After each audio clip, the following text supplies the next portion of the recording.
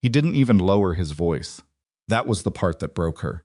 Vincent Fiancée sat inside a private Manhattan club with another woman pressed close beside him, laughing at a question someone off camera had just asked. The question was simple, brutal in its simplicity. Would he end things with Sabrina before the wedding? Vincent leaned back in his chair like a man who had never once considered the question worth serious thought. Of course I'm marrying Evelyn. 15 years. Then the pause. But Sabrina isn't going anywhere. She needs me. Someone asked whether Evelyn would tolerate it. Vincent almost smiled. She'll be angry. But she won't actually leave. 27 seconds. That was all it took to collapse 15 years. If you've ever loved someone long enough to believe they would never humiliate you and then discovered you were wrong, stay with me. Because this story is for you. Before we go further, if this is your first time here, please subscribe and hit the like button so this story can reach someone who needs it tonight. Drop your city and country in the comments. I want to know how far this has traveled. Now let's go back to the moment everything changed. Evelyn Hartley landed at JFK on a Thursday afternoon in late August, carrying 2 pieces of luggage, a carry-on stuffed with folders from a hospital conference in Chicago, and a quiet satisfaction she had not felt in months. Cardiac funding proposal she had spent 3 weeks preparing had been accepted, fully funded, the kind of result that made the sleepless nights feel like they had mattered. She had texted Vincent from the gate, landing in 20. Conference went perfectly. Can't wait to tell you. He had not responded. She told herself it was nothing. Vincent ran a complicated operation. He was often unreachable. 15 years had taught her to normalize that silence in ways she was no longer fully aware of. Collected her luggage at baggage claim and stood near the exit, watching the doors for the black town car he usually sent. It did not arrive. She flagged a cab instead, the way she had done 100 times before Vincent had money and drivers, and a private elevator that opened directly into his penthouse. Her phone buzzed when she was halfway through the tunnel. The message was from Nora Whitfield, not a text, a video attachment. Nora had been Evelyn's closest friend since their freshman year at Columbia. She was also the kind of woman who did not send videos without a reason. Evelyn opened it in the back of the cab with the audio low, half expecting something funny. A blooper from Nora's chaotic catering business, maybe. A neighborhood argument she had filmed from her apartment window. Instead, she saw Vincent. He was wearing the charcoal blazer she had picked out for him 2 months ago. He looked relaxed. Comfortable in the particular way that men are comfortable when they believe no one is watching who matters. The woman beside him was beautiful, in an uncomplicated way, dark hair, a particular kind of stillness that read as practiced. Evelyn would later learn her name was Sabrina Monroe. She ran the public engagement arm of one of the Callaway Foundation's philanthropic subsidiaries. She had been in Vincent's orbit for nearly 2 years. Evelyn had met her exactly once, at a charity dinner. Vincent had introduced her as a colleague. The cab moved through the tunnel. The video played. Would you end things with Sabrina before marrying Evelyn? Vincent's laugh was casual and immediate. The way a person laughs at a question they consider slightly beneath them. Of course I'm marrying Evelyn. We've been together 15 years. Then the pause that changed everything. But Sabrina isn't going anywhere. She needs me. Evelyn watched his face on the screen. She knew that face better than she knew her own reflection. She had watched it across dinner tables and hospital fundraisers in 2A, and arguments in his kitchen. She had watched it soften when he was tired, and harden when he felt cornered. She watched it now as he said, without any visible discomfort, that Sabrina would not be leaving his life after the wedding. She'll be angry, but she won't actually leave. The cab emerged from the tunnel into the gray afternoon light of Manhattan. Evelyn sat with the phone in her lap for a long moment. She was not crying. That was the first thing she noticed.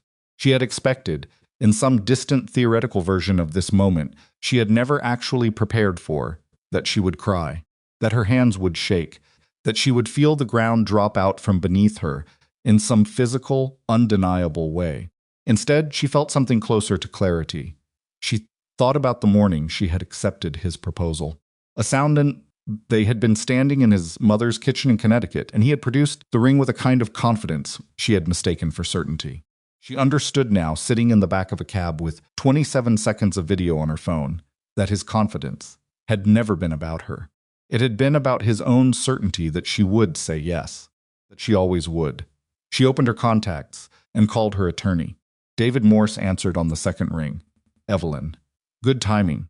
The engagement is over, she said. I need to start documentation today. Paused. Today? Today.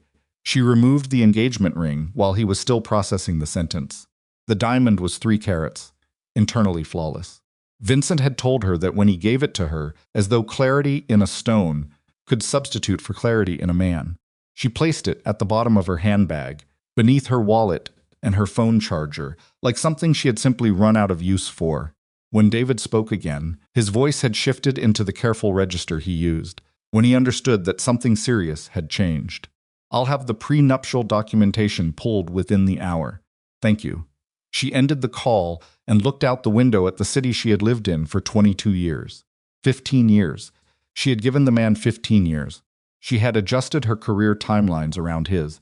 She had attended events she found exhausting because his network required her presence. She had learned to interpret his silences, to distinguish the ones that meant he was tired from the ones that meant he was angry, something, from the ones that meant he had already decided something without consulting her and was simply waiting for her to catch up. She had called all of that love. She was no longer certain what to call it. The cab pulled up outside her building on the Upper West Side, her building. The one she had purchased 3 years into their relationship with her own salary and her own savings. The one whose mortgage she had never once asked Vincent to help with, because even then some instinct in her had known she needed something that was entirely hers. The doorman held the door. Welcome back, Miss Hartley. Thank you, Harold. She went upstairs and sat in her kitchen for 40 minutes without turning on a light. Vincent arrived at 9:15 that evening. He had called 3 times. She had not answered. He had texted twice. She had read both messages and put the phone face down on the counter. When she opened the door, he was standing in the hallway, holding a brown paper bag from her favorite bakery on Amsterdam Avenue, the almond croissants she had loved for years, and a bundle of white peonies wrapped in green tissue paper. He was also smiling the smile he used when he believed an argument could be managed. You saw the video, he said. It was not a question. Come in. He came inside and set the bag and the flowers on the kitchen counter. He looked around the apartment with the comfortable spent familiarity of a man. He did not time in a place he did not technically own. Then he looked at her hands and registered the absence of the ring. His expression shifted slightly. Not alarm. More like recalibration. I should have told you about Sabrina myself, he said. Yes, that's on me. I'll accept that. Evelyn looked at him across the kitchen island. The engagement is over, Vincent. He was quiet for a moment. Then he tilted his head in the particular way he did when he was deciding whether to take something seriously. You need time. I have all the time I need. I called David this afternoon. The prenuptial documentation is already being reviewed. The wedding venue will be notified tomorrow. Something moved across his face then. Not remorse. Something that looked more like surprise that she had moved so quickly, as though speed itself was the thing he had not accounted for. You're not serious, he said. I am. 15 years. You used those 15 years to decide I wouldn't leave. She kept her voice even. Not cold, exactly. Measured in a way that cost her something to maintain. You calculated that I had too much invested to walk away. You said so on camera, to a room full of people. She'll be angry, but she won't actually leave. Vincent's jaw tightened. That was a private conversation. It was 27 seconds that told me exactly what you believe about me. He stood very still. I'm not perfect, he said. I've never claimed to be. No, but you claim to love me.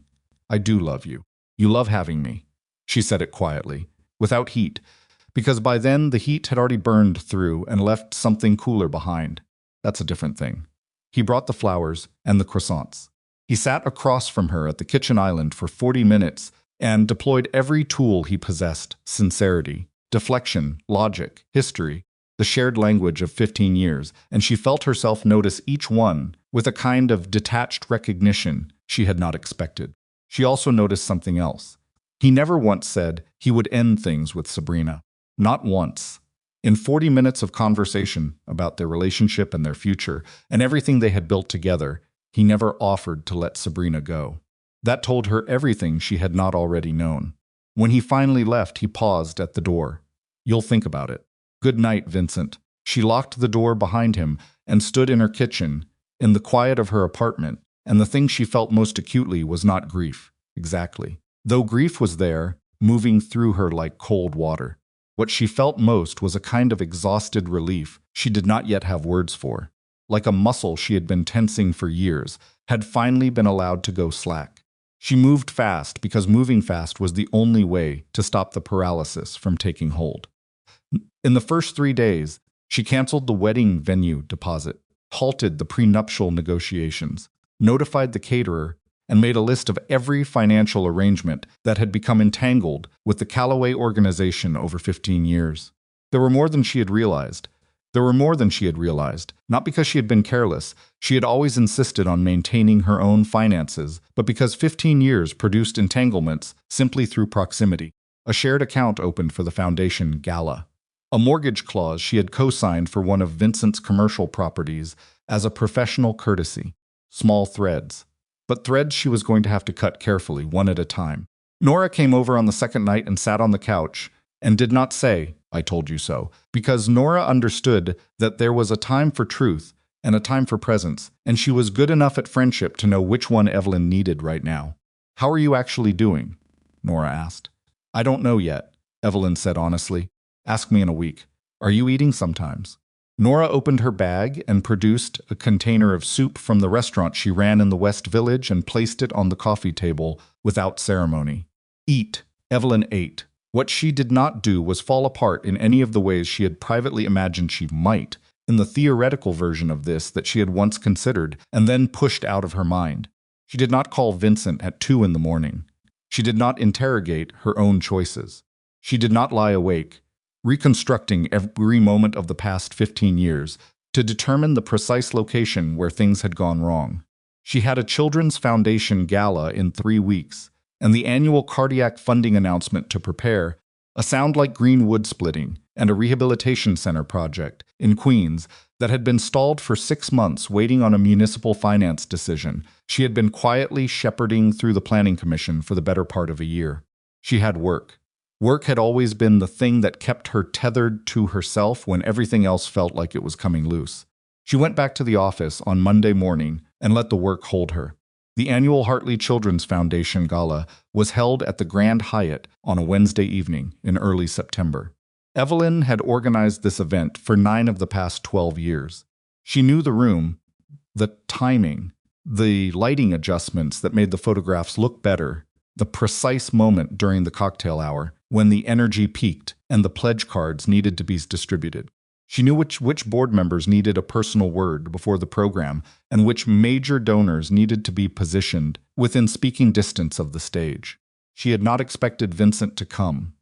She should have. He arrived at 8:17, 40 minutes into the cocktail reception, with Sabrina Monroe on his arm. Evelyn was near the east side of the room, discussing the cardiac initiative with a pediatric cardiologist from NYU Langone when she saw them enter. She watched Vincent scan the room with the automatic territorial assessment he applied. To every space he walked into, cataloging exits, significant figures, potential complications. His eyes found her from across the room. He gave a small nod, the nod of a man who believed proximity was a form of pressure. Evelyn turned back to the cardiologist and finished the conversation. Then she found the event director, a precise and capable woman named Greta, and spoke to her briefly and quietly. "Mr. Callaway and his guest," Evelyn said. "Please move them to the general sponsor section. Table 14. Greta blinked once, of course. "Thank you." There was no scene, no public announcement, no humiliation engineered for an audience. Vincent and Sabrina were simply, quietly, redirected to a table near the back of the room with the mid-level sponsors and the foundation's corporate partners who had given enough to attend, but not enough to matter in the room's social architecture. Vincent would understand what had happened. That was enough. Later, during the cocktail hour, Evelyn was reviewing the pledge summary near the event bar when she felt a presence beside her. She turned. Sabrina Monroe stood close enough that the conversation would be private. She was wearing a dark green dress that was tasteful in an expensive way. Up close, she was younger than Evelyn had assumed, mid-30s maybe. There was something uncertain in her expression that the elegant clothing did not quite cover. I wanted to apologize, Sabrina said. I didn't know about the video until afterward. Evelyn studied her for a moment. I believe you. Sabrina hesitated. Then she reached into her clutch and placed a key on the counter beside Evelyn's glass.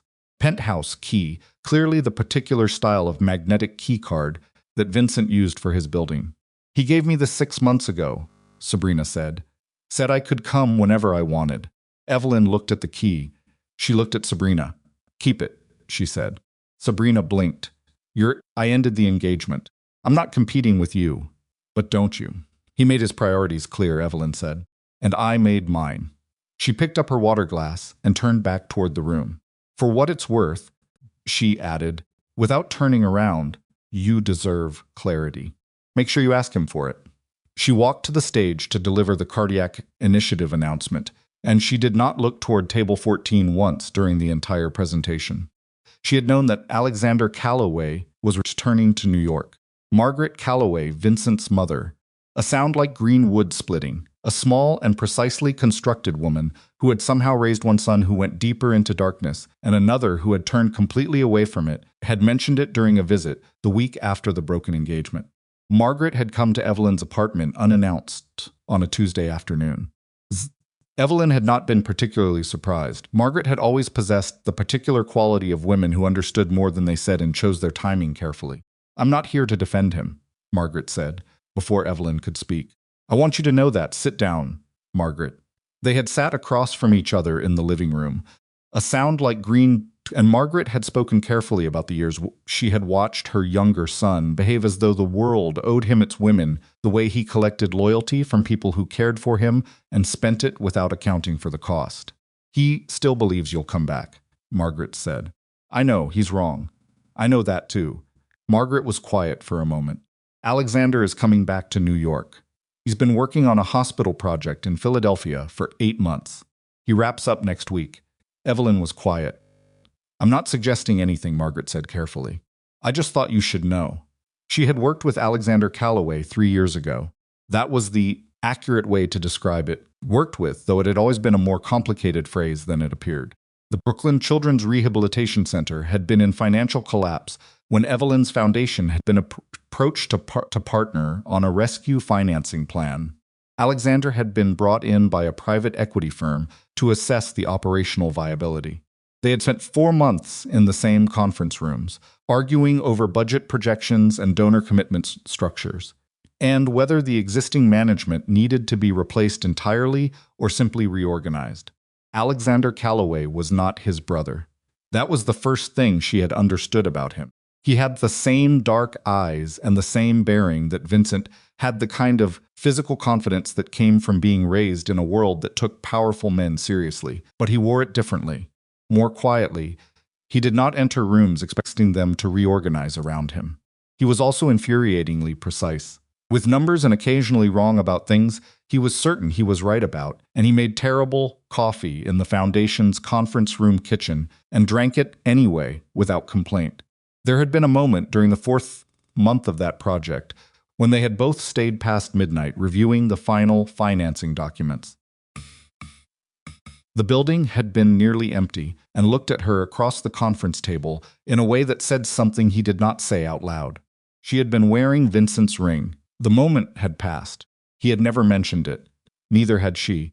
When she ran into him outside the Queen's Rehabilitation Center, 6 days after the gala, she was carrying a coffee from the cart on the corner, and her mind was on the structural assessment report she had read that morning, and she looked up, and he was simply there, standing on the sidewalk in front of the building, with a set of blueprints under his arm.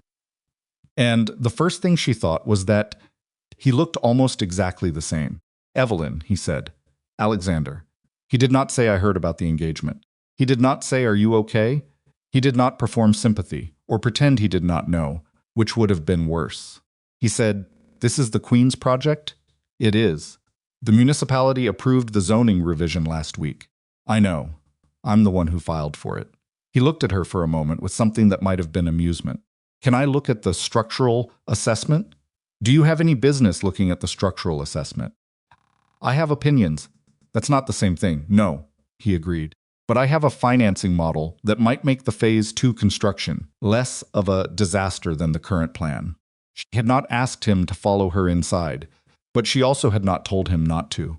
And when he spread his blueprints across the project manager's table and began explaining where the current budget projections were going to collapse in the fourth quarter, he was correct in a way she found mildly annoying and also genuinely useful. They argued for 2 hours. They ordered terrible sandwiches from the place across the street and ate them standing over the blueprints. When he left, he shook her hand at the door. He did not bring up his brother. He did not mention the engagement. He asked if he could send over the revised financing model. "Send it," she said. He sent it that night. It was better than the existing one. She told him so the next morning in a 3-line email. He replied, "Good. When do you want to go through the Phase 3 contingencies?" She replied, "Tuesday." He replied, "Tuesday." That was how it started. Not with drama, not with revelation. With blueprints and budget projections and 2 people who were both better at working than they were at anything else. 3 weeks into the Queen's project, he asked her to dinner. Not through a text, not through an assistant. He asked her directly, in the project manager's office, with the late afternoon light coming through the window and a cup of terrible vending machine coffee in his hand. "I want to have dinner with you," he said. "Not as a project partner, as a person who wants to have dinner with you." She looked at him. "You're Vincent's brother." "Yes." "That's complicated." "Yes." "Why now?"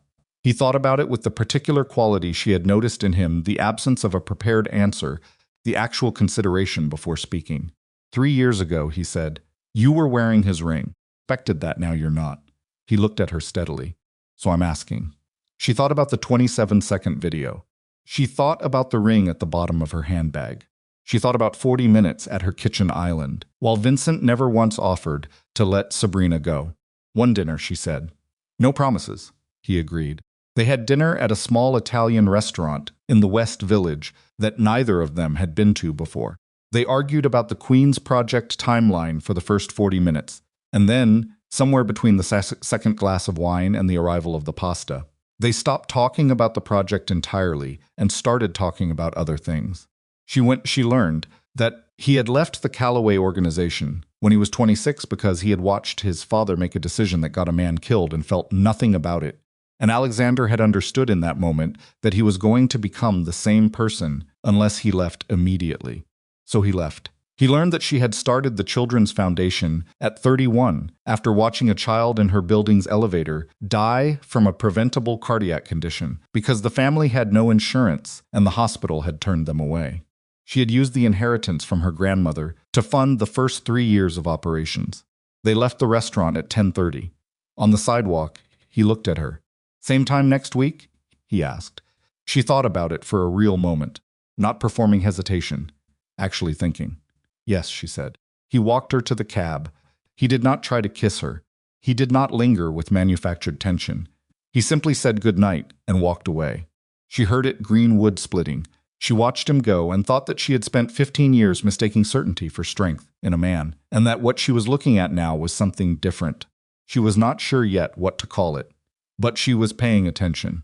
The second dinner happened on a Tuesday.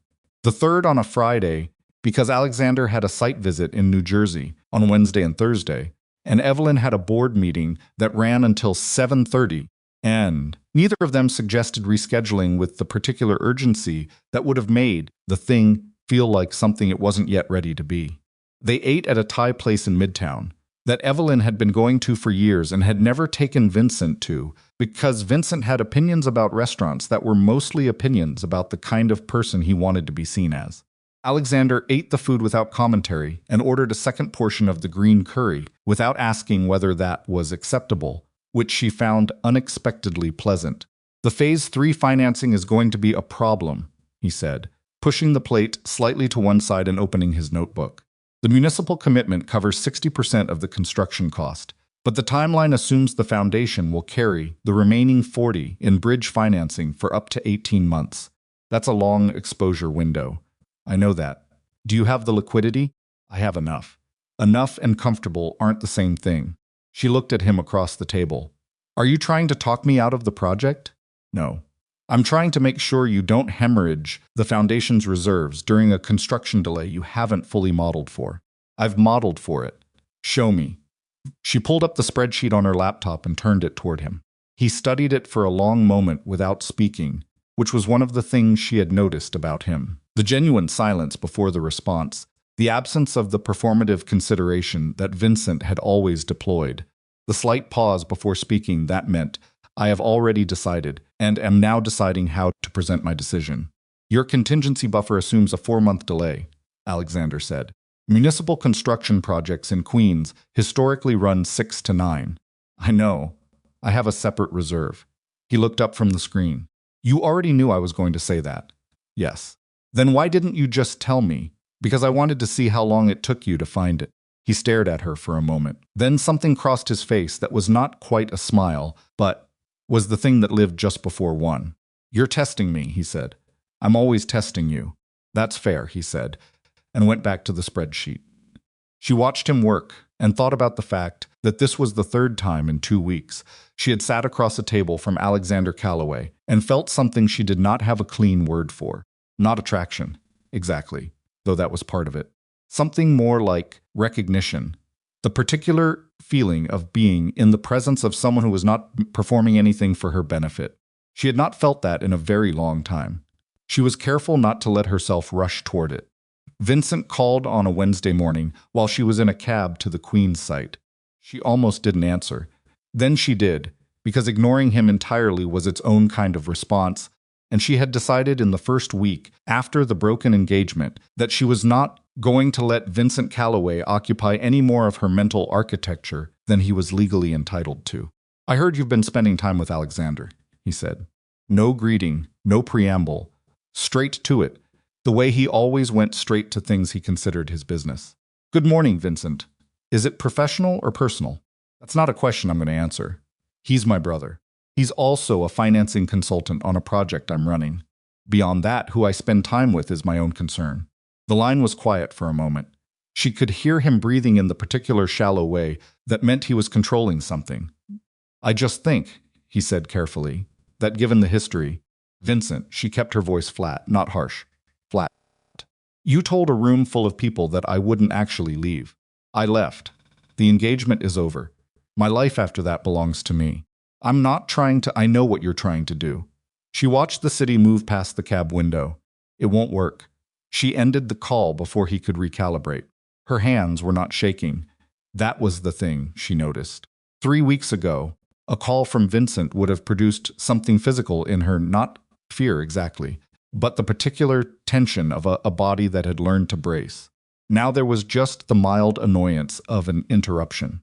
She thought that was probably progress. The Queen's project site was loud and cold that morning. The construction crew had started early to make up for 2 lost days, municipals from a municipal inspection delay, and the sound of machinery filled the half-finished corridor where Evelyn met the project manager, a sound like green wood splitting, a compact and efficient man named Terrence, who had been running construction timelines for 30 years and treated every funding complication with the weary pragmatism of someone who had seen all of them before. The interior framing on the east wing is behind, Terrence said, walking her through the corridor with a clipboard. Subcontractor issue. We lost 4 days. How does that affect the Phase 2 closeout? Pushes the completion inspection to mid-November. Might be a problem for the municipal funding drawdown. I'll handle the drawdown timeline. Keep the crew on the east wing.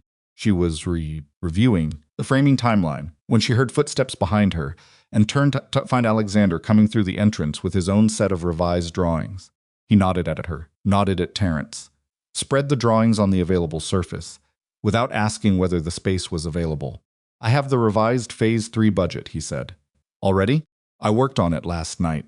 Terrence looked between them with the mild interest of a man who had been managing construction projects long enough to recognize a particular kind of energy when he saw it. Evelyn looked at the revised budget. It was cleaner than she had expected. He had restructured the bridge financing into 2 tranches, which reduced the foundation's 18-month exposure window to 11 months and built in a penalty clause construction delays that would partially offset the cost of any timeline extension. Where did you find the additional institutional backing for the second tranche? She asked. Presbyterian Hospital has been looking for a community investment vehicle in Queens for 18 months. I made a call. She looked at him. When did you make that call? Monday. You didn't tell me you were going to do that. No. Alexander. It's a better deal for the foundation, he said. The hospital gets naming rights on the second-floor rehabilitation wing. You get a clean bridge structure with a shorter exposure window. The kids get a finished building. She stood very still for a moment. She had spent 15 years with a man who made decisions on her behalf and then explained why the decisions were correct. The explanation was always logical. The logic was always right. The autonomy was always already gone by the time the explanation arrived. Next time, she said, "Tell me before you make the call." He looked at her. He absorbed the correction without deflection or defense. "Yes," he said, "you're right." That was it. 2 words. No explanation of why he had thought it was fine.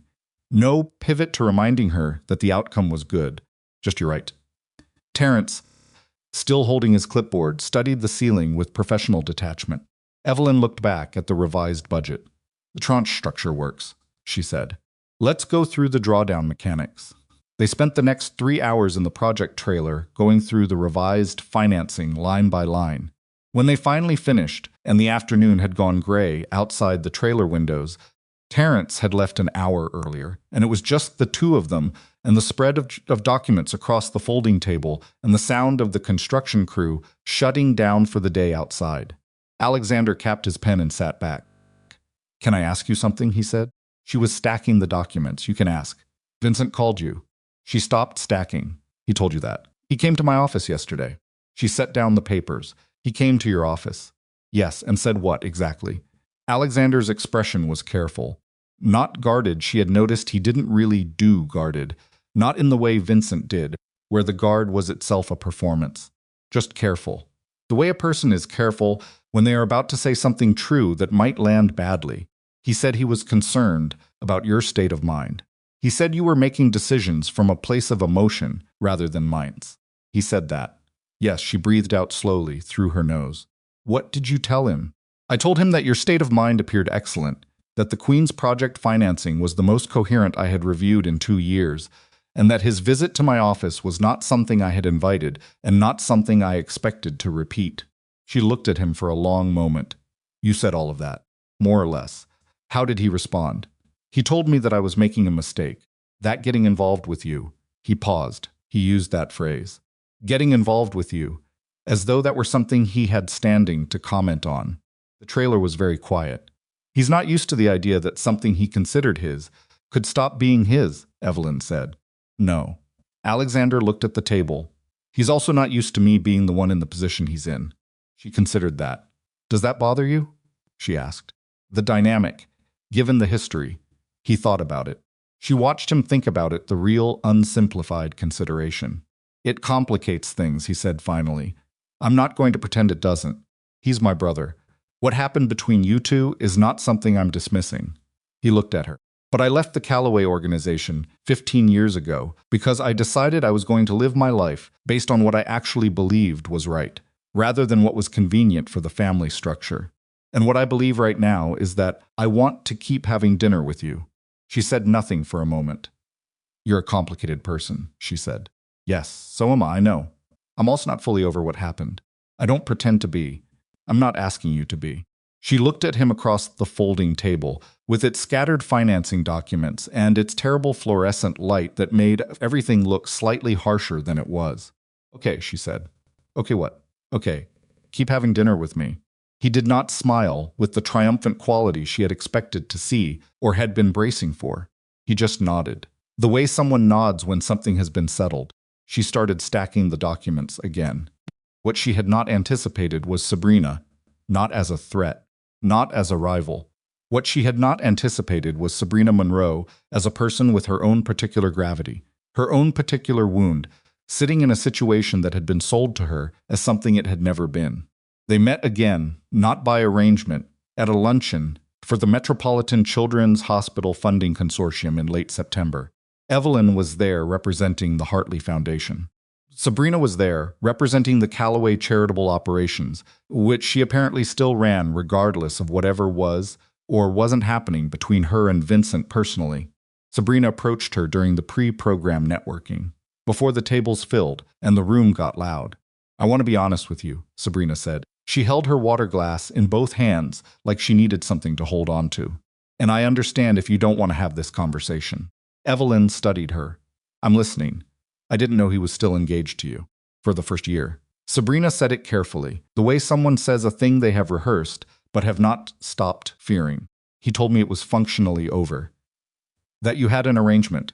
Evelyn kept her expression level. He said that. I found out the truth about 8 months in, and Sabrina stopped, pressed her lips together, started again. I told myself it was complicated, that he was working toward ending it. I believed things I wanted to believe. That's a human thing to do, Evelyn said, and meant it. I'm not asking you to forgive me. I know. I just needed you to know that I wasn't. Sabrina paused. I wasn't complicit from the beginning. I don't know if that matters to you. Evelyn thought about it. It matters, she said. Not in the way you probably think, but yes. Sabrina exhaled. Some of the held tension went out of her shoulders. She stopped, recalibrated. How are you doing? Evelyn looked at the question with mild surprise. It was not a thing she had expected from this conversation. Better, she said honestly. Genuinely better. Sabrina nodded slowly. Then she said very quietly, he still thinks you're going to come back. Evelyn looked at her. I know, he hasn't. Sabrina's jaw moved. He hasn't changed anything. Since you left, he still calls. He still comes by. He told me last week that once you had enough time to think clearly, you'd understand. Sabrina, Evelyn said it gently. What are you asking me? Sabrina looked at her water glass. I guess I'm asking whether you think he's capable of choosing. Actually choosing. Because I've been waiting for him to choose for 2 years, and She stopped again. Her voice had frayed at the edges. I'm very tired. Evelyn looked at this woman, the other woman, the one who was supposed to be her enemy in this story, who was standing in front of her with tired eyes and a water glass she wouldn't let go of. I think, Evelyn said carefully, that Vincent is a man who needs 2 doors open at all times. And I think he will tell you whatever he needs to tell you to make sure yours stays open. She paused. That's not me trying to hurt you. That's just what I believe to be true. Sabrina was quiet for a long moment. Thank you, she said finally, for not lying to me. She walked back toward the event tables, and Evelyn watched her go, and felt something that was not satisfaction, and not triumph, and was closest, maybe, to sorrow, the particular sorrow of watching someone still standing inside a burning building, because they haven't yet stopped believing the fire will go out on its own. Vincent showed up outside Evelyn's building on a Sunday afternoon in early October. Not at the door, not with a call ahead. He was simply there on the sidewalk when she came out with her coat and her bag, going to meet the Queen's project engineer for a site review. He was standing near the entrance with his hands in his coat pockets, and when she saw him, she did not slow down or speed up. She simply walked toward him with the same pace she had been maintaining. I'm going to a meeting, she said. 5 minutes. She stopped. 5 minutes, she agreed. Because refusing to give him 5 minutes would have been its own kind of power game, and she was finished playing games in either direction. He looked at her with the complicated expression of a man who had planned this encounter and was now, in the reality of it, finding that reality did not behave the way planning expected it to. I need you to tell me honestly, he said. Is something happening with Alexander? She looked at him steadily. Yes. The word landed on him visibly. She watched him absorb it with the particular physical quality of a man who had genuinely not believed the answer would be that. You asked for honesty. That's the honest answer. He's my brother. His voice had dropped into something that was not quite anger and not quite hurt, and was the unsteady territory between them. I know who he is. You're doing this to get back at me. She breathed out slowly. Vincent, listen to me carefully. She kept her voice level. Not gentle, she was not feeling gentle, but controlled in the way that cost something to maintain. I am not thinking about you when I make decisions about my life anymore. I know that's difficult to believe, but I need you to understand that everything I do now is not a move on a board that has you at the center. You are not at the center of my life anymore. You haven't been since I watched 27 seconds of video in the back of a cab. He stared at her. So when you ask me whether something is happening with Alexander, she continued, the answer isn't about you. It's about me and what I want and what I'm choosing. What you're choosing. He repeated it with a particular flatness. You've known him 3 weeks. I've known him 3 years. As a professional acquaintance. Yes, And now I'm getting to know him differently. And I'm not going to explain or justify that to you. Vincent's jaw was tight. She could see the muscle working in his face, the specific tension of a man who was used to having leverage and was discovering he had none. You can't, he stopped himself. Like, what? He didn't finish the sentence. Because the end of it was, you can't do this, and even Vincent was capable, in that moment, of understanding what that sentence would reveal about him. She checked her watch. My 5 minutes are up, she said. I have a site meeting. She walked past him and did not look back.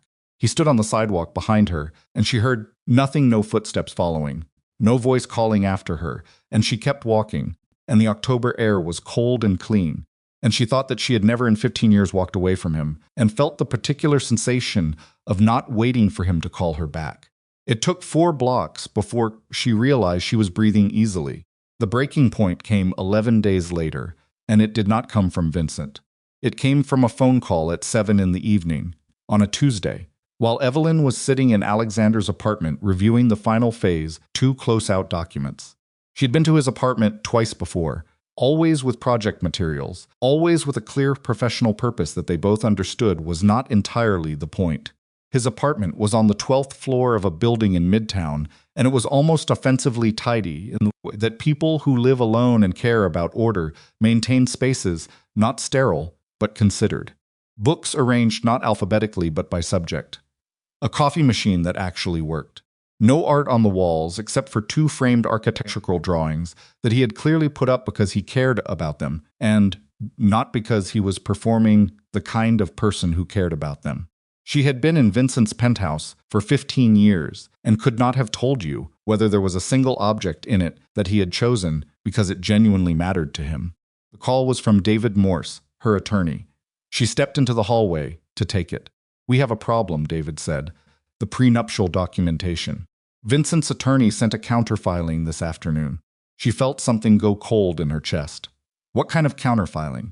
He's contesting the separation of the foundation assets, specifically the co-signed commercial property mortgage from 2021. His attorney is arguing that your co-signature on that document constitutes a financial partnership entitling Vincent to partial claim on the foundation's equity during the dissolution period. She stood very still in the hallway. That mortgage was a professional courtesy, she said, documented as such. I know, his attorney is arguing the documentation is ambiguous. It's not ambiguous. I know. But if he files formally, we're looking at 6 to 8 weeks of dispute resolution before you can fully separate the foundation's assets from his organizational structure. And during that window, she said quietly, the foundation's finances are under legal cloud. Yes, which affects the Queen's project drawdown. Potentially. She was quiet for a long moment. The hallway was very still. Through the closed apartment door, she could hear faint movement, Alexander, shifting papers, the sound of a coffee cup being set down. What is he actually trying to do, she asked. Not of David, of the situation, of the particular architecture of the move. But she already knew. He was not trying to win a legal dispute. He did not want the foundation's equity. He wanted a delay mechanism. He wanted 6 to 8 weeks of her being legally entangled with him, financially tethered, professionally constrained. He wanted the thread to stay attached long enough for her to feel the pull of it. He wanted to be hard to leave. David, she said, file a response tonight. I want this resolved before it becomes a formal dispute. Call his attorney directly and make clear that I will litigate this fully and publicly if he proceeds. He doesn't want the foundation's legal documentation going public. Trust me on that. Are you sure about the public threat? Yes. She ended the call and stood in the hallway for a moment. When she went back into the apartment, Alexander looked up from the documents. He read her face immediately.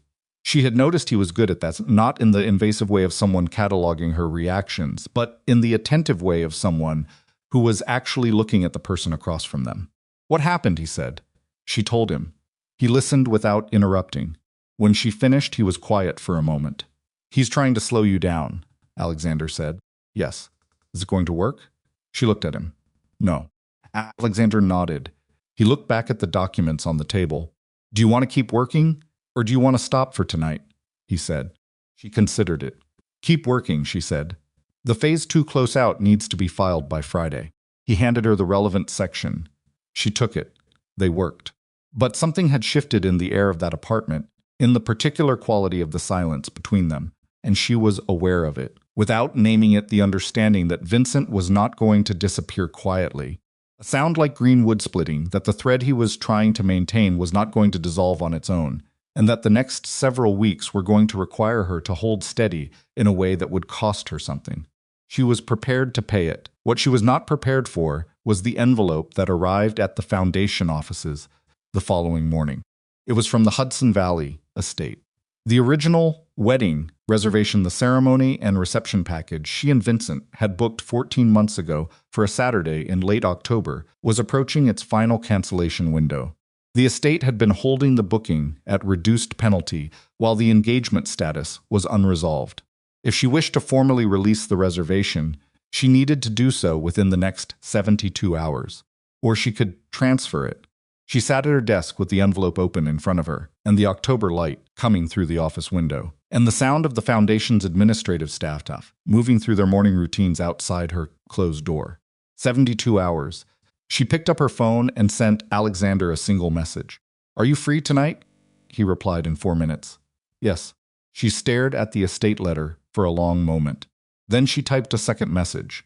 "I need to ask you something important." "Not about the project," he replied. "In 2 minutes this time. I'll bring dinner." She set the phone down and looked at the estate letter and understood, with the particular clarity of someone standing at the exact edge of a decision that cannot be undone, that the next 72 hours were going to determine the shape of a very large piece of her future. Alexander arrived at 7:13 with Thai food in a paper bag and the particular quality of stillness that Evelyn had come to recognize as his version of patience, not the performed patience of a man waiting for something he expected, but the actual physical stillness of someone who had learned a long time ago that rushing toward things rarely improved them. She had set the estate letter on the kitchen table between them. He read it without picking it up. Then he looked at her. "How long have you been sitting with this?" he asked. "Since this morning." And she looked at the letter. The paper was heavy stock, cream-colored, the kind of stationery that expensive venues use to make their correspondence feel like the weight of the occasion itself. The words were simple enough. Transfer or release. 72 hours. A Saturday in late October. "I need to ask you something," she said, "and I need you to answer me without thinking about what I want to hear." "All right. Is this too fast?" He was quiet. She watched him be quiet, not assembling an answer, not deciding how to pitch one, just actually sitting with the question. "For me," he said finally. "No, Alexander, you asked me to be honest." "That's the honest answer." He looked at the letter. "We've known each other for 3 years. 2 months of that have been something different. The 3 years are still there. It's not the same. No, but it's not nothing either." She looked at her hands on the table. "Vincent is going to—" "I know what Vincent is going to do," he said. His voice didn't harden exactly, but something in it settled into a different register. "He's going to feel like I took something from him. He's going to make it about that, and he's going to be wrong, because you were never a thing to be taken. But that's not going to stop him from experiencing it that way. Going to be ugly. Yes. My family," he said carefully, "has been navigating ugliness since before either of us was born. I left that organization because I refused to participate in it. I'm not going to let it govern this decision either." She looked at him across the kitchen table with the estate letter between them and the Thai food cooling in its containers and the October night pressing dark against the windows. "I'm not doing this to hurt him," she said. "I know that. I need you to know that. Because if this goes forward and it becomes what it looks like from the outside, his brother, his woman, his wedding venue, I need the thing between us to be clean at the foundation. Whatever anyone else makes of it." Alexander reached across the table and placed his hand over hers. Not dramatically. The way you place a hand over someone's when you mean the gesture to carry weight and not performance. "It's clean," he said. "For me, it's completely clean." She turned her hand over and held his for a moment. Then she picked up her phone and called David Morse. "The estate letter," she said when he answered. "I want to transfer the reservation to Alexander Calloway. Draft the paperwork tonight." Pause. "Tonight," David repeated. "Tonight." She set the phone down. Alexander looked at her with an expression She couldn't fully catalog something between gravity and relief, the way a person looks when a thing they wanted becomes real, and the reality of it carries its own weight. He placed a small ring box on the table. She went very still. He saw it immediately, the freeze in her posture, the way her breathing changed. You can say no, he said immediately, without defense. That's a real option. Where did you— I've had it for 10 days. He said it quietly. I wasn't going to pressure you with it. I was going to wait until you were ready, or until you told me you weren't going to be ready, and then I was going to put it away. She stared at the box. This is not me replacing him, Alexander said. And it's not me trying to win something. I want you to know that down to the bone. He paused. 3 years ago I wanted to ask you something and I didn't, because you were wearing his ring and I respected that choice, even though it cost me something. Now there's no ring. She opened the box. The ring was nothing like Vincent's. Where Vincent's had been a statement, 3 carats of internal clarity, the kind of ring that announced itself across a room, this was quieter. A narrow band with a single oval stone, warm and unpretentious, the kind of thing chosen by someone who had thought about the person wearing it, rather than the impression it would make. What if I'm not ready for marriage? She said. We keep seeing each other. What if I change my mind in 6 months? I'll be hurt. I'll survive it. She laughed. The kind of laugh that comes out of a person unexpectedly, from somewhere real and unguarded. She thought about 27 seconds in the back of a cab. She thought about 40 minutes at a kitchen island, while a man never once offered to give up the other woman. She thought about a legal filing, designed not to win anything, but to make her hard to leave. She thought about a hand placed over hers on a table, the absence of performance in it. Yes, she said. Yes to which part? All of it. She looked at him. But I have conditions. Tell me, she told him. No press, no spectacle, no Callaway organizational presence attached to the ceremony. No announcement timed to land like a statement in a war. Fewer than 60 guests. A prenuptial agreement drafted from scratch, completely separate from the existing documentation, with her attorney and his attorney both present from the first conversation. Their professional interests remained independently structured. The foundation was not a marital asset. He agreed to every condition without negotiation. She looked at him. You're not going to push back on any of that? Why would I? Vincent would have turned each one of those into a negotiation. I know. He picked up the ring. I'm not Vincent. He placed it on her finger. It fit. She did not know how it fit. She had not given him her ring size, had not been measured, had not provided any information that would have made this possible, and she looked at it on her hand and then looked at him. I had Margaret check your jewelry box, he said. When she came to see you. She stared at him. Your mother. She was already going to visit you. I asked her to look at the ring you wore on your right hand, the one you've had since college. Evelyn sat with that for a moment, the particular logistics of it. The planning that was not manipulation, but was instead the specific, quiet effort of someone paying attention. You're a difficult man to stay cautious around, she said. I know, he said. I'm counting on that. The transfer documents were filed the following morning. David Morse handled it with the practiced efficiency of a man who had navigated enough complicated situations to know when to ask questions and when to simply execute. The estate confirmed the transfer within 4 hours. The reservation was now in Alexander Callaway's name. The ceremony date remained the same Saturday in late October. The guest list was being rebuilt from scratch. Evelyn told no one except Nora. Nora sat on the couch in Evelyn's living room and looked at the ring on Evelyn's hand for a long time without speaking. Say something, Evelyn said. I'm processing. Nora, is this what you actually want? Nora said. Or is this the fastest route away from Vincent? The question landed with the particular impact of something asked, by someone who loves you enough to risk the answer. Evelyn thought about it. For real, not as a formality. Both things can be true, she said. Leaving Vincent and wanting Alexander aren't in conflict. One happened because of who Vincent is. The other is happening because of who Alexander is. Nora looked at her. You're sure, I'm sure. Nora reached forward and looked at the ring more closely. It's a good ring, she said. I know. He has taste. He does. I still need to properly interrogate him at some point. I know that too, Nora sat back. Okay, she exhaled. Okay, then I'm in.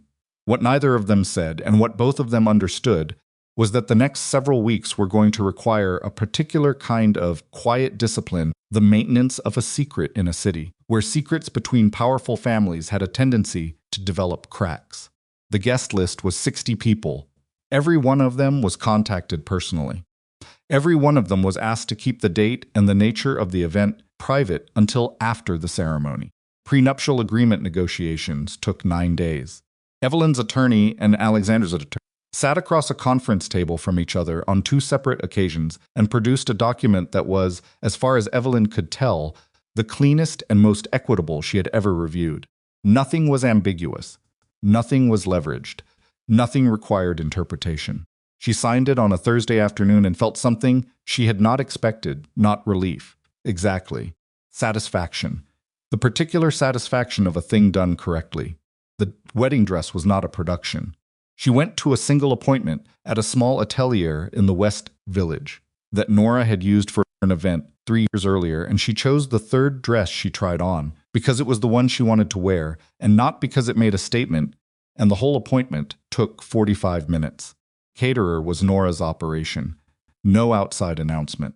No vendor coordination that would leave a visible trail in New York's event industry, where information moved through professional networks like water through cracks in old concrete. Everything was quiet. Everything was deliberate. Everything held. For 26 days, it held. The crack came from a direction Evelyn had not anticipated. It did not come from Vincent's network. It did not come from a careless vendor or a loose-lipped guest. It came from the estate itself, not from negligence, but from a standard administrative process that no one had thought to flag. The estate sent a routine vendor coordination letter to the original file contacts for the Caltray-Hartley wedding booking. The letter was purely logistical, a confirmation of the updated groom's name for the ceremony program, the adjusted catering headcount, the revised floral order. It went to Vincent's personal assistant. His assistant's name was Claire, and she had worked for Vincent Calloway for 7 years, and she was efficient and loyal in the way that people who work closely with powerful men sometimes become loyal not out of fear, exactly, but out of the long habit of anticipating what he would want before he asked for it. Claire forwarded the letter to Vincent's email without comment because she assumed he already knew and was waiting for the confirmation. Vincent was in a meeting with 3 of his organization's senior operators when the email arrived. He read the subject line on his phone under the table, the way people read things they don't want their expression to register for. Hudson Valley Estate Updated Ceremony Documentation. Calloway-Hartley Event. He opened it. He read the first paragraph. He read it again. He set his phone face down on the table and finished the meeting with the particular controlled exterior of a man who has learned over a lifetime to present one face to a room while something entirely different moves behind it. When the meeting ended and the room emptied, he sat alone at the conference table for 6 minutes. Then he called his attorney. "The Queen's project financing," he said. "The filing we discussed. The counterclaim? I thought you wanted to hold. File it today." A pause. "Vincent, if you escalate this to a formal filing, it goes public. File it today." He ended the call. Then he sat for another moment in the empty conference room, looking at nothing in particular. Alexander, his own brother. He had understood in an abstract way that something was happening between them.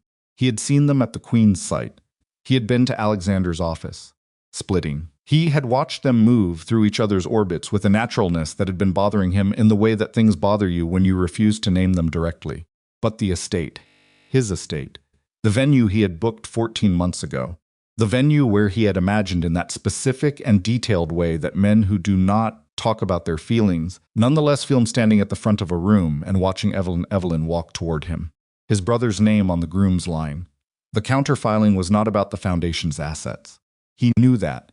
His attorney knew that.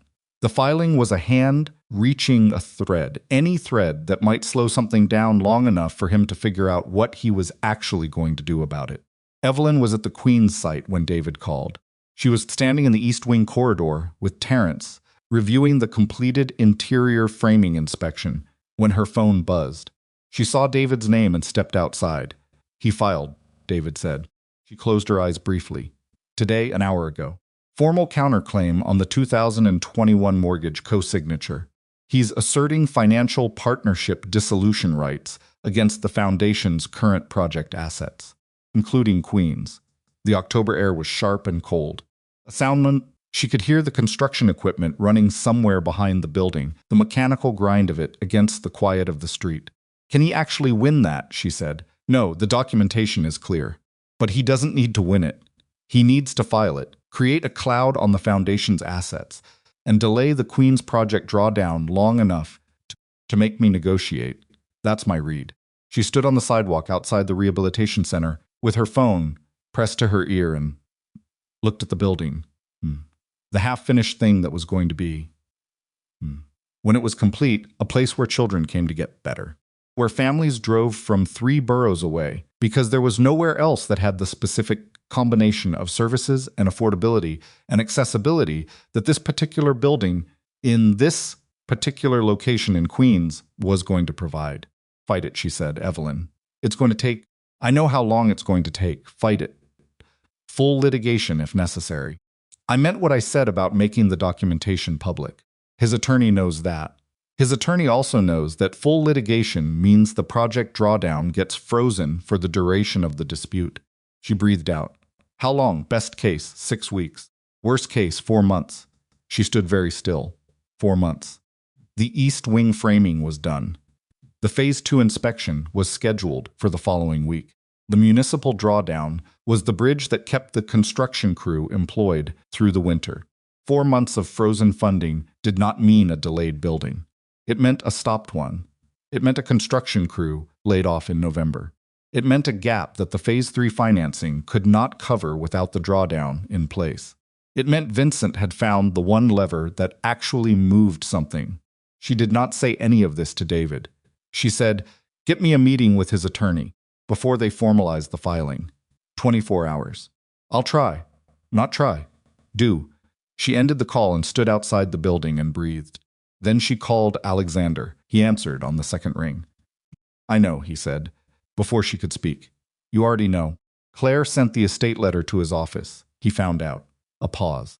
"I'm sorry. I should have thought about the estate's mailing list. It wouldn't have changed anything," she said.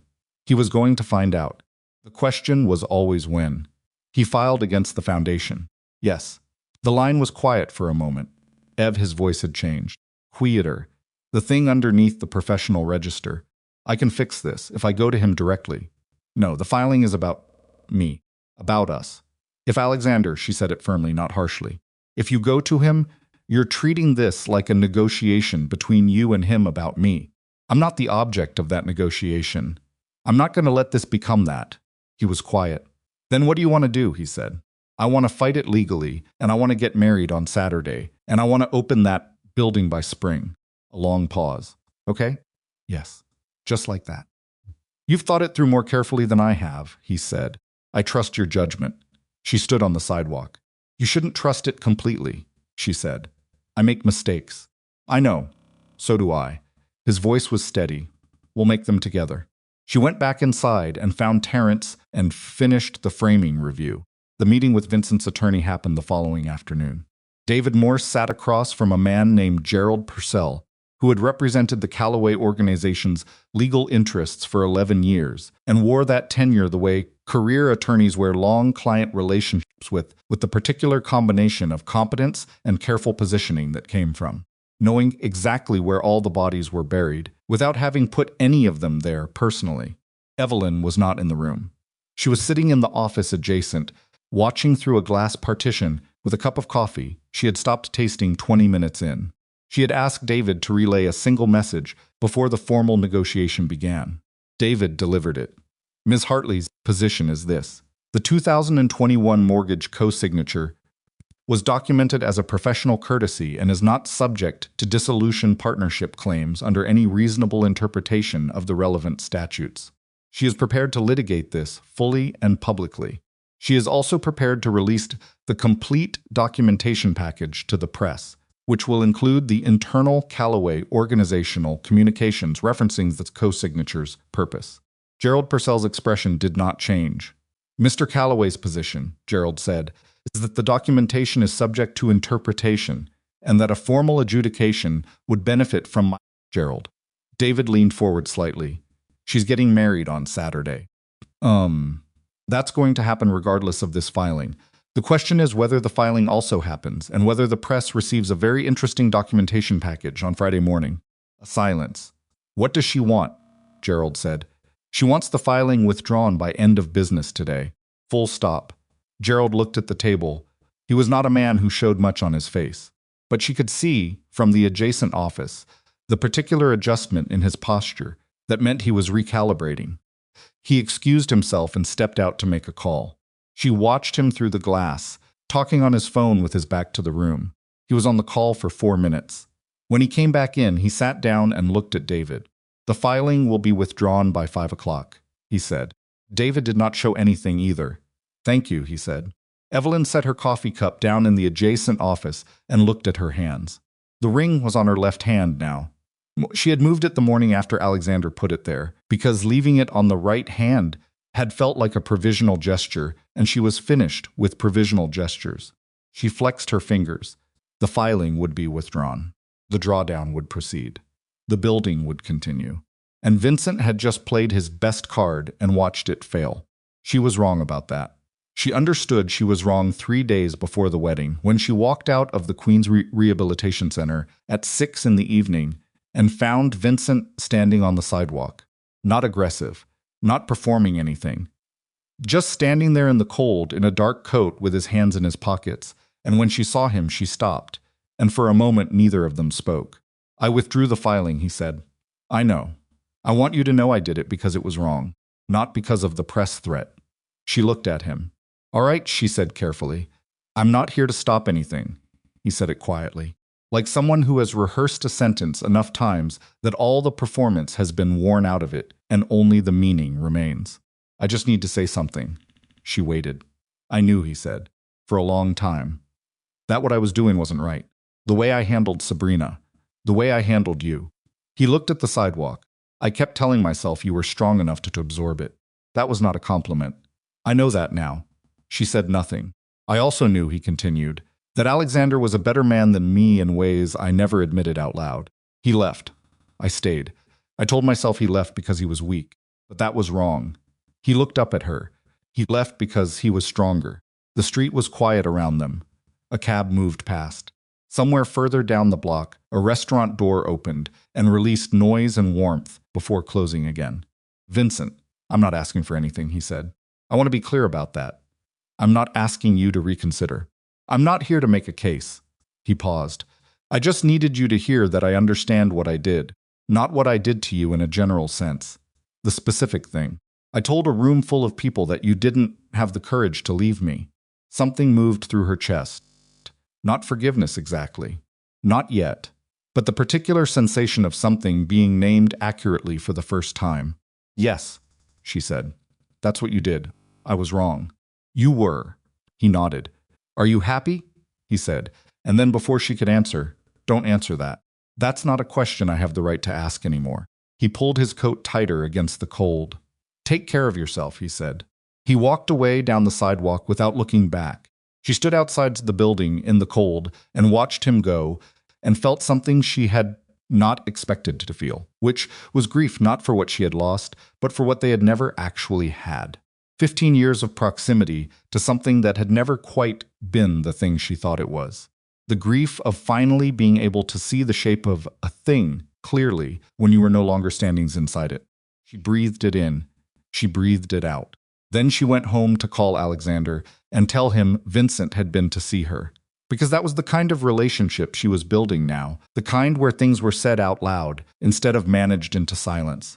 He answered on the first ring. I know, he said. He came to see you too? This morning. Before he came to find you. She sat down on her couch. What did he say to you? He said. Alexander paused.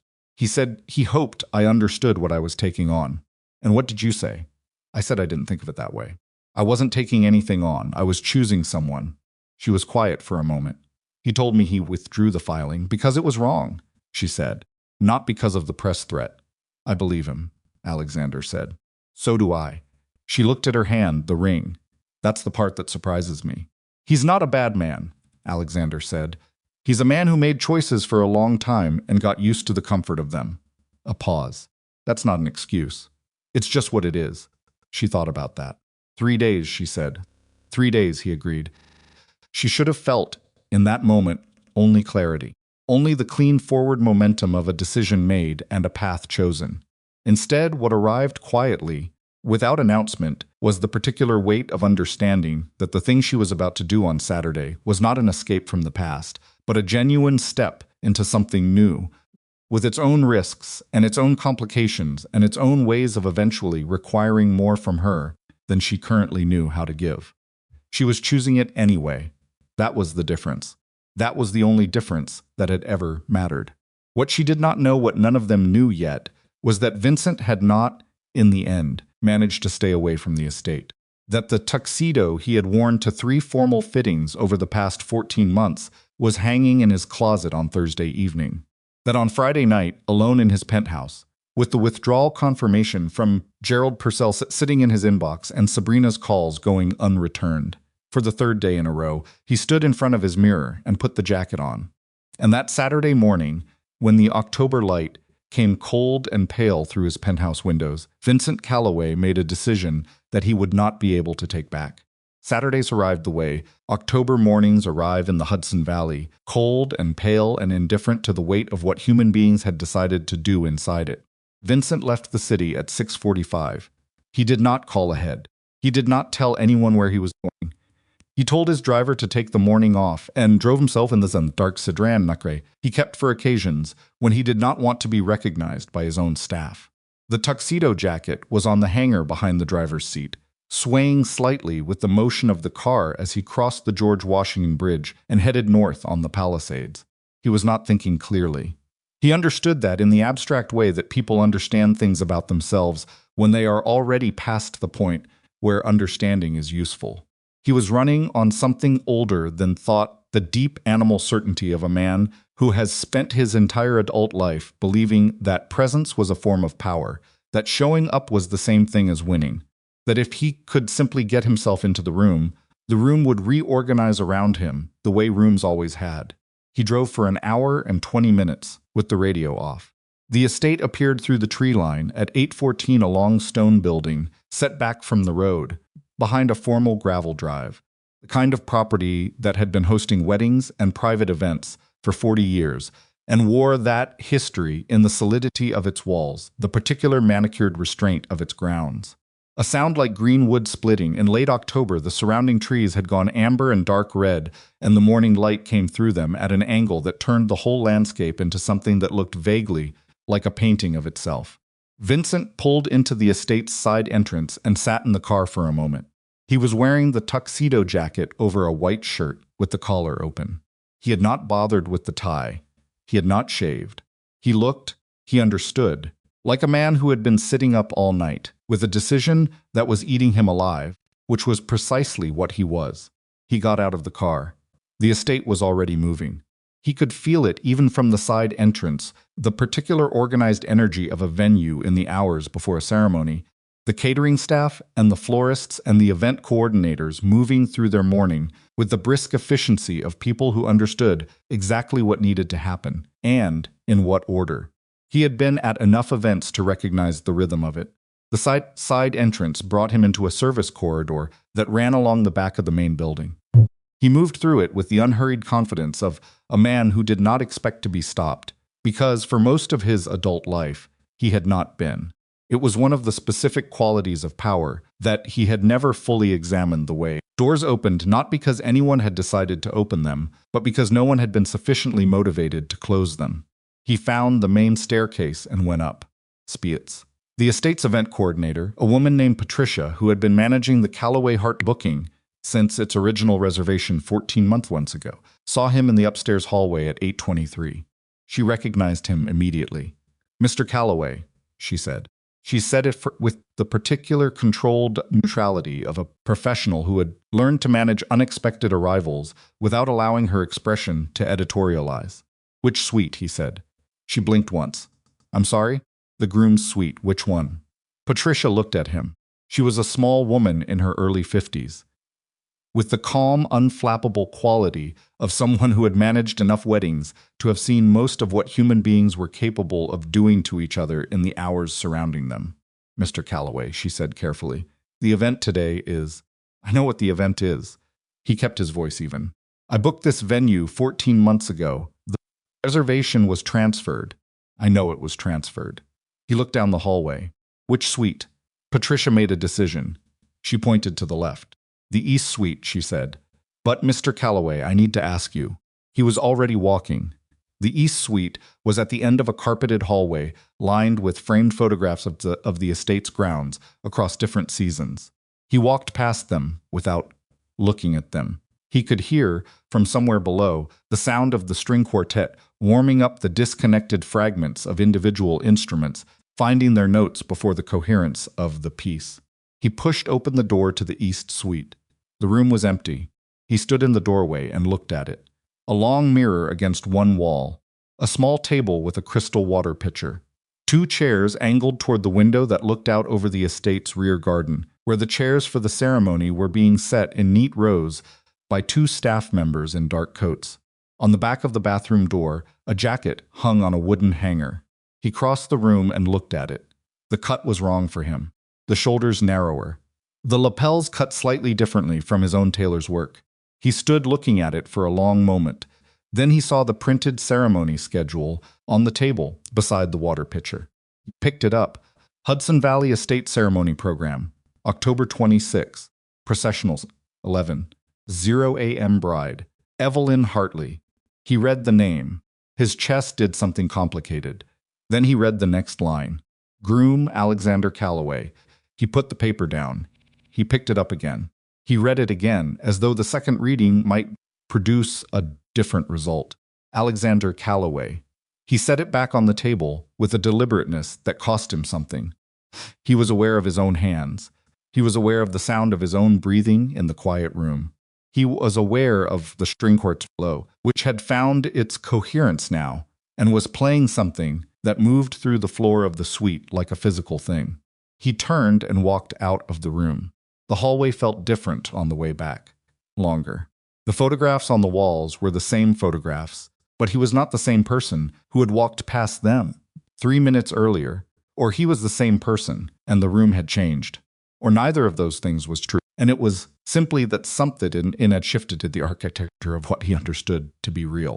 He moved quickly, not running. The particular rapid, controlled movement of a man whose body has understood something faster than his mind has. He went down the main staircase and turned toward the ceremony space. The doors at the end of the ground floor corridor were tall and wooden and had been propped partially open by a doorstop, while the venue staff made final adjustments to the room setup inside. He could see through the opening the rows of white chairs, the canopy of late-season flowers, and greenery at the front of the room. The afternoon light, coming through the tall windows at a low October angle that turned everything inside warm and golden. He could see Evelyn. She was standing near the front of the room, turned slightly away from him, talking to Nora, who was adjusting something at the back of her dress. Evelyn was in white, not a dramatic gown, nothing theatrical, the kind of dress that was simply right in the way that things are right when someone chooses them for themselves instead of for an audience. She was laughing at something Nora said. He had not seen her laugh like that and he could not calculate the time. Long enough that the sound of it, muffled through the partially open door, landed on him like something physical. He pushed the door open. The 2 nearest guests turned immediately. He recognized one of them, a colleague of Evelyn's, from the foundation board. The man's expression moved through surprise to something more guarded in about 2 seconds. The string quartet, positioned in the far corner, continued playing. The piece did not stop. Then Evelyn turned. She saw him. The laugh left her face not in anger, but in something quieter, the specific settling that happens when a person who has been prepared for a thing finally sees it arrive. She said something to Nora. Nora looked toward the door, and her expression hardened immediately. She put a hand on Evelyn's arm, and Evelyn shook her head slightly, and Nora removed the hand. Evelyn walked toward him. He stood in the doorway as she came down the aisle the wrong direction, toward him, instead of away with the particular economy of movement that he had always read in 15 years of watching her walk through rooms. as composure. He understood now that it was something different from composure. It was the physical expression of a woman who had decided something all the way down to the bone and had nothing left to prove about it. She stopped 3 feet from him. "Vincent," she said, quietly, "the way you say the name of someone you are genuinely not angry at anymore." He looked at her. He had planned during the drive approximately none of what he was going to say. A sound on the assumption that presence would produce something that standing in front of her would generate by its own force, a sound like green, the right words or the right moment or the right shift in the atmosphere of the situation that would make the outcome different from the one that was currently written on the ceremony schedule upstairs. He understood now, looking at her face, that he had been wrong about that, the way he had been wrong about several other things. "You actually did it," he said. "Yes, Alexander." "Yes." He breathed in through his nose. The room behind her was very still. He was aware of 60 people watching this. The particular disciplined stillness of a room full of people pretending not to observe something they were all observing. "I need you to tell me one thing," he said. She waited. "Is this what you actually want? Not what you're doing because of what I did. Not a response to me." His voice was lower now. The performance entirely gone from it, which was not something she had heard from him often. "Is this him actually what you want?" She looked at him for a long moment. "Yes," she said. He absorbed it. "Then why does it feel—" He stopped. "Like something you lost?" "Yes. Because you're confusing what you lost with what you never actually had." She said it gently. Not cruelly. Not with the residual heat of the past 2 months. Just the truth, stated plainly by someone who had already grieved the complicated version of it. "You never had me the way you believed you did, Vincent. You had the version of me that stayed because leaving felt like failure. That's not the same woman." The string quartet had stopped. He was not sure when. The room was very quiet. He looked past her, toward the front of the room. Alexander was there. He had come in from a side entrance, dressed and ready, and he was standing near the floral canopy, with his hands clasped in front of him, watching, not with aggression, not with the particular sharpened quality of a man preparing for a confrontation. He was simply there, steady the way he had always been steady, the quality that Vincent had misread for years as passivity and now understood was something else entirely. Their eyes met. Vincent stood in the doorway of his former wedding venue in the tuxedo he had worn to 3 fittings and looked at his younger brother standing at the front of a room about to marry the woman Vincent had spent 15 years taking for granted. The silence between them covered a distance that had nothing to do with the length of the room. Alexander did not move. He simply looked at his brother with an expression that held, somehow, both the sorrow of the thing and the certainty of it, the particular look of a man who has made his peace with the cost of a choice and is not going to let the cost unmake the choice. Vincent looked back at Evelyn. "He'll take care of you," he said. Came out rough. Not the way he had intended any sentence in this conversation to come out. "I know," she said. "That stopped. Try it again. That's not something I said to you often enough." She looked at him. "No," she agreed. "It isn't." He stood for another moment. Then he took one step back, out of the doorway, into the corridor behind him. He took another. The door swung slightly on its hinges between them. Through the narrowing gap he could see her standing in the aisle, in her white dress with the October light coming through the tall windows behind her. And then the door closed, and she was gone. He stood in the corridor for a long time. He was not sure exactly how long. Long enough for the string quartet to begin again, inside the room. A different piece now, the processional. The piece that meant the ceremony was beginning. He could hear it through the closed door, muffled but clear in structure. The particular rising and settling of it. He stood and listened to the beginning of his brother's wedding through a closed door in the Hudson Valley. He heard the officiant's voice dimly through the wood. Could not make out the words. He heard the particular quality of assembled stillness that a room takes on when everyone inside it is oriented toward the same thing. He did not open the door again. What he did instead, what surprised him, afterward, when he thought about it, was that he sat down. On the floor of the corridor, with his back against the wall and his legs stretched out in front of him and his tuxedo jacket open and his hands on his knees. He sat on the floor of the Hudson Valley Estates event corridor, like a man whose legs had simply said the situation was over and had adjusted accordingly. Patricia, the event coordinator, found him there approximately 4 minutes later. She looked at him with the expression of a woman who had, in 30 years of event management, witnessed enough human suffering in enough formal clothing to have developed a specific kind of compassion for it. She did not say anything. She went to the service kitchen and came back with a glass of water and set it on the floor beside him. He picked it up. He drank it. "Thank you," he said. She nodded and left him there. Inside the ceremony room, the officiant was speaking. Evelyn stood beneath the canopy of white flowers and late October greenery and looked at Alexander and breathed. She had expected, in the final seconds before the ceremony, to feel the specific weight of everything she was leaving, the 15 years, the version of herself that had stayed inside them, the particular life she had built in the orbit of Vincent Calloway's world. She had expected it to press down on her in those last moments, the way the past presses down when you are standing at the exact threshold of something irrevocable. Instead, what she felt was her own heartbeat, present, steady, hers. Alexander was looking at her with the look she had come to understand, was his default mode, in moments that mattered full attention. No performance, no attempt to manage the emotional atmosphere of the room. He was simply there looking at her, the way a person looks at something they have decided to be honest about. The officiant said the words. Alexander said the words back.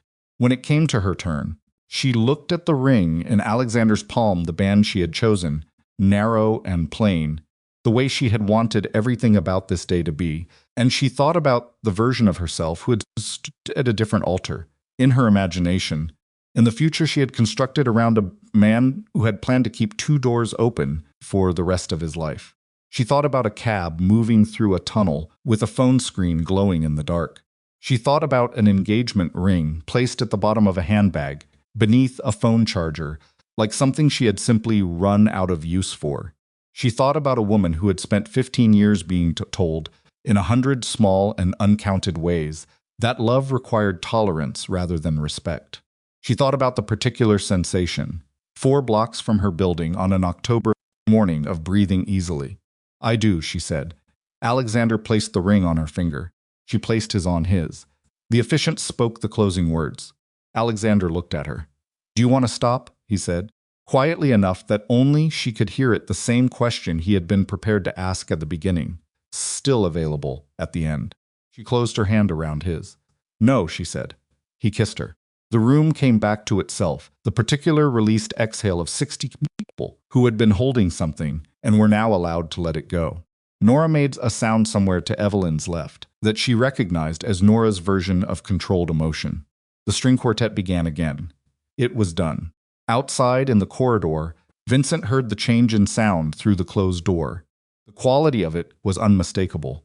The shift from ceremony to its completion. The movement of a room from anticipation to arrival. He was still sitting on the floor. He sat for another moment. Then he stood, straightening his jacket with the automatic motion of a man who had spent his entire life believing that posture was a form of dignity. He picked up the empty water glass and set it on the nearby credenza. He looked down the corridor toward the exterior door. He heard the estate's main doors open somewhere at the far end of the building, the sound of the ceremony guests. Moving toward the reception area, the rising volume of voices and motion that marked the transition from solemnity to celebration. He walked toward the exterior. He went outside into the cold October air and stood on the estate's rear terrace, which was empty and quiet, and overlooked a long lawn that ran down to a tree line of dark red maples. He stood there for a while. The cold was specific and grounding. He could feel it in his hands, in the back of his neck where his collar was still open. He had not eaten that morning. He had driven for an hour and 20 minutes and sat in a corridor and heard his brother's wedding through a closed door, and now he was standing outside in a tuxedo jacket, in the October cold without a coat. He became aware gradually of a presence to his left. He turned. Margaret Calloway was standing 6 feet away, a sound like green wood splitting, watching him with the expression she had worn when he was 11 years old and had broken something in the house that he had been told not to touch, and was now facing the reality of what it meant to have done the thing anyway. She had not been on the ceremony guest list. He would understand, later, that she had known about the wedding for 3 weeks and had chosen not to attend, chosen, with the particular deliberateness that she applied to all her choices, to be present on the terrace instead, in the place where she had calculated her son would need someone to be. "Why didn't anyone tell me?" he said. His voice came out differently than he had expected. The controlled quality was gone. What was left was the voice of a man who had spent the morning walking through the consequences of his own assumptions and had arrived somewhere he had not prepared for. Margaret looked at him steadily. "We tried," she said. He looked at her. "I didn't." "You heard what you needed to hear," she said. "You've been doing that since you were 23 years old." She paused. "Every time someone told you the truth, you found the interpretation that let you keep doing what you were already doing." He looked out at the lawn. "She married him," he said. "Yes, my brother. Yes." Margaret came to stand beside him at the terrace railing. She was small enough that her shoulder came to the middle of his arm. She had always been smaller than he remembered her being. When he was not standing next to her, "Alexander is a good man. I know he is. She'll be well. I know that too." They stood in the cold for a moment. "What did you think would happen?" Margaret said, not cruelly, with the genuine curiosity of a woman trying to understand the architecture of her son's interior life. He thought about the question. "I thought I'd get there," he said, "and she'd see me, and something would—" He stopped. "I don't know what I thought. I just couldn't not come." Margaret looked out at the lawn. "That's the most honest thing you've said in 2 months," she said. He turned to look at her. "She said I never had her the way I thought I did," he said. "She said I had the version that stayed because leaving felt like failure." Margaret was quiet for a moment. "Was she wrong?" He breathed out. A long, unsteady exhale. "No," he said, "she wasn't wrong." His mother put her hand on his arm. Just that. The hand on the arm, the particular pressure of it. He did not speak. She did not speak. The October wind moved through the maples at the far end of the lawn and brought the smell of cold earth and late-season leaves, and inside the estate the sound of the reception was beginning, glasses and voices and music, and the specific, joyful noise of a celebration in full motion. He stood on the terrace, listened to his brother's wedding reception through the exterior walls of the building. He was still there when Sabrina called. He almost didn't answer. Then he did, because not answering felt like one more decision made out of avoidance, and he was trying, in the particular tentative way of someone who has just watched his own assumptions unravel in real time, to be finished with avoidance. "Where are you?" she said. "Hudson Valley." A pause. "The estate," she said. It was not a question. "Yes." The line was quiet for a moment. "Did you go there to stop it?" Her voice was flat. Not cold flat, in the way that flat is sometimes worse, because it means the person has stopped expecting anything. "I don't know what I went there to do," he said. "Did it work?" "No." Another pause. "She married him," Sabrina said. "Yes."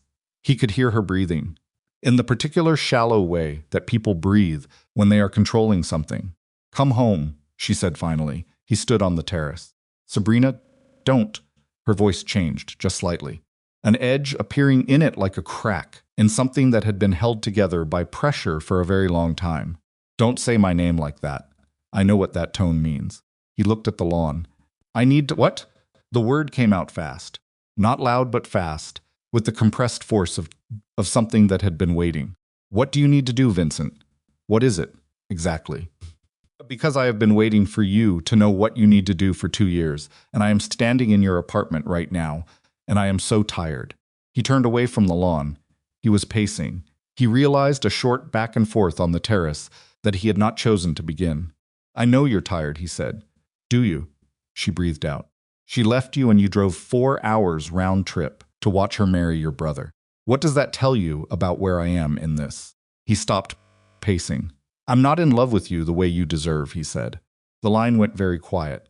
He had not planned to say it. It came out of the morning, out of 40 minutes in the ceremony corridor, and a glass of water on the floor, sound of Evelyn's laugh through a partially open door, and his mother's hand on his arm in the cold. "I know," Sabrina said. Her voice had changed again. Quieter now. The anger had gone somewhere and left something rawer behind it. "I've known for a long time," she said. "I just kept thinking if Evelyn wasn't there anymore, you'd—" She stopped. "I don't know what I thought." "I'm sorry," he said. "For which part?" "All of it." He was still. The pacing had stopped. I let you stay in something that I knew wasn't going to become what you needed it to be. Kept the door open because it was easier than closing it. He paused. It was wrong. It was consistently, deliberately wrong, and I knew it. He heard her breath. Evelyn said something like that to me once, Sabrina said. She said you needed 2 doors open. She was right. Yes. A pause. She usually is. He stood on the terrace in the cold with the October light going and the sound of the reception filtering through the estate walls. I'm going to close the door, he said. Not because I don't care about you. Because you deserve someone who is certain. I know. And I haven't been certain about anything in 2 months. I know that too. A long pause. Will you be okay? He thought about the question. The genuine consideration of it, applied to himself, which was not something he had practiced with any regularity. Eventually, he said. Me too, she said, eventually. She ended the call. He stood on the terrace, holding the phone. The wind off the lawn was colder now. Inside the state, the reception music had shifted to something with a tempo, the particular gear change of an event, moving from its formal phase into its celebratory one. He could hear it clearly enough to understand that the room was full and moving and alive with the specific energy of people who had witnessed something and were now marking it. He put his phone in his pocket. He looked at the door back into the estate. He did not go back inside.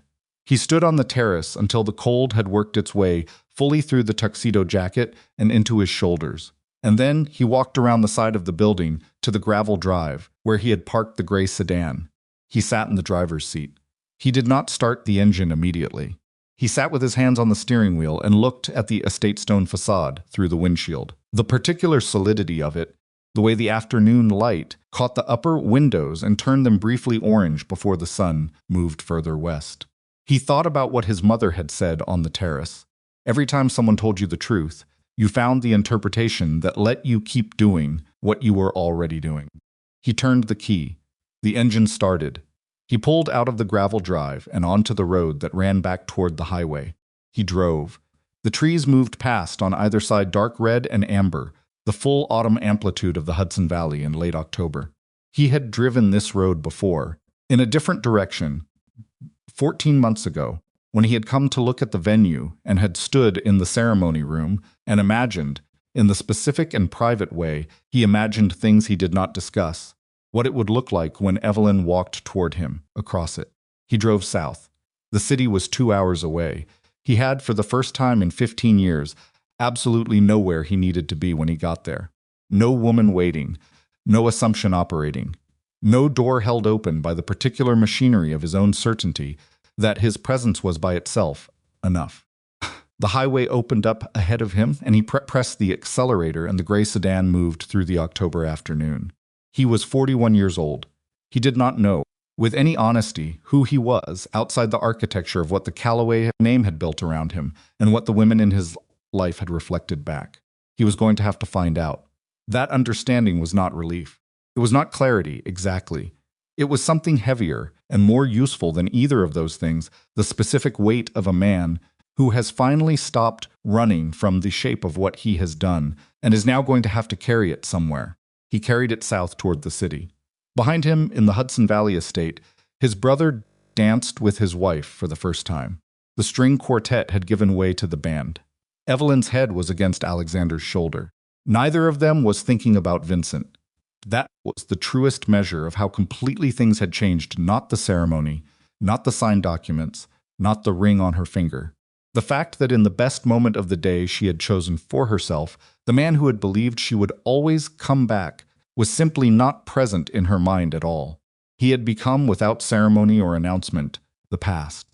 And she was standing inside something new, with all its uncertainty and all its incomplete edges and all the work that remained to be done on it. She was standing inside something that was entirely, irrevocably hers. The band played. She danced.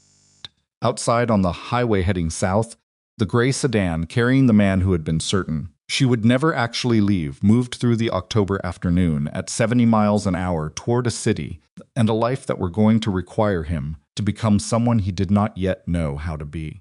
That was where part 4 ended. Not with a fight, not with a confrontation, not with the dramatic collision that the architecture of the situation seemed to demand. It ended with a man driving alone through autumn trees, carrying the weight of what it costs to finally understand something about yourself that everyone around you understood years ago, and with a woman dancing in a room full of people who loved her for the first time without waiting for permission. The band played until 10 o'clock. Evelyn did not count the songs.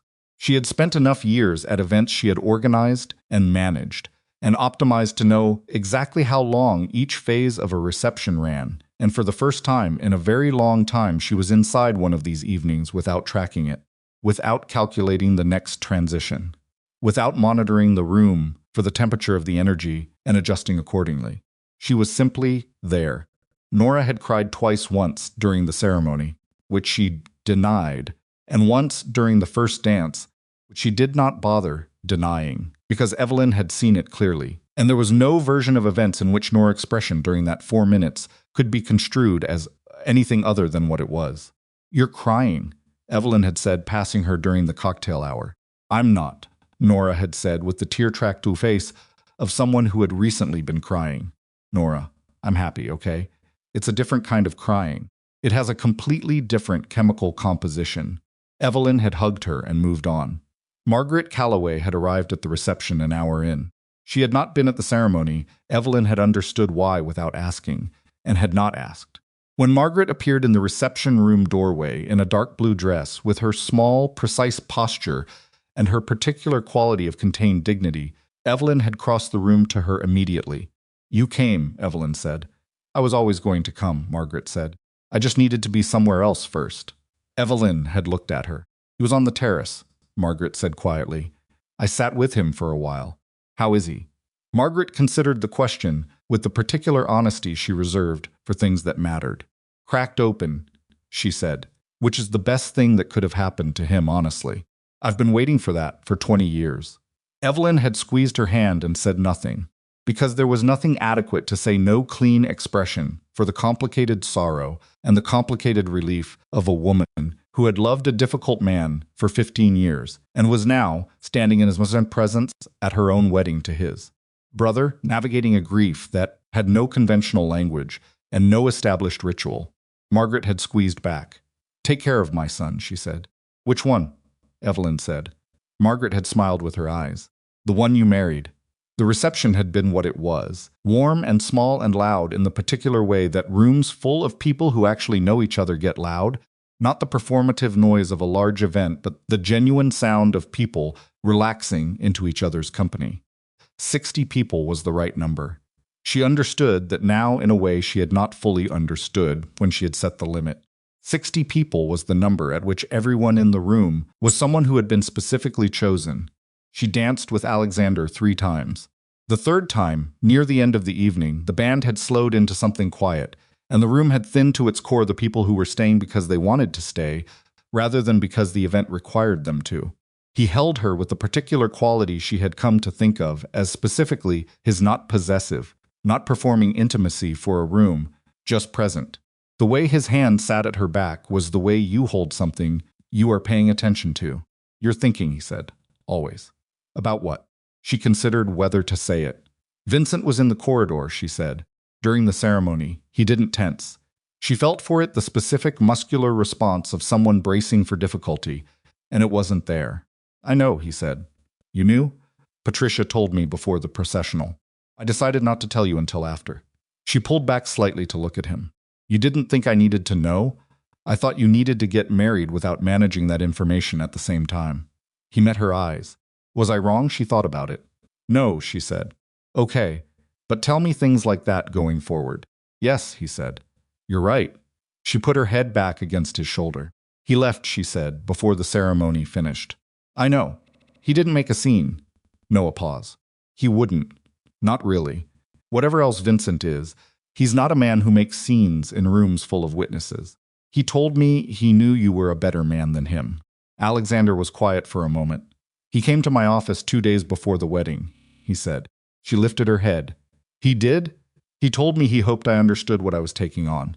Alexander's voice was even, measured in the way it always was when he was saying something real. "And then he said, and I want to be accurate. About this he said that if I ever treated you the way he had, he would consider it his personal business. She stared at him. He said that, yes. That's very Vincent. It is. Something crossed Alexander's face that was not quite amusement and not quite sorrow. It's also the most honest thing he said to me in 15 years. He meant it. That's the part I keep sitting with. She looked at the room around them, the remains of her wedding, the people she had chosen, the canopy of flowers going slightly warm in the evening light. He loved me, she said, in his way. Yes. It just wasn't enough. Wasn't the right kind. No, Alexander agreed. It wasn't. She settled back against him. The band played the last song. The room let it end. They did not go on a honeymoon immediately.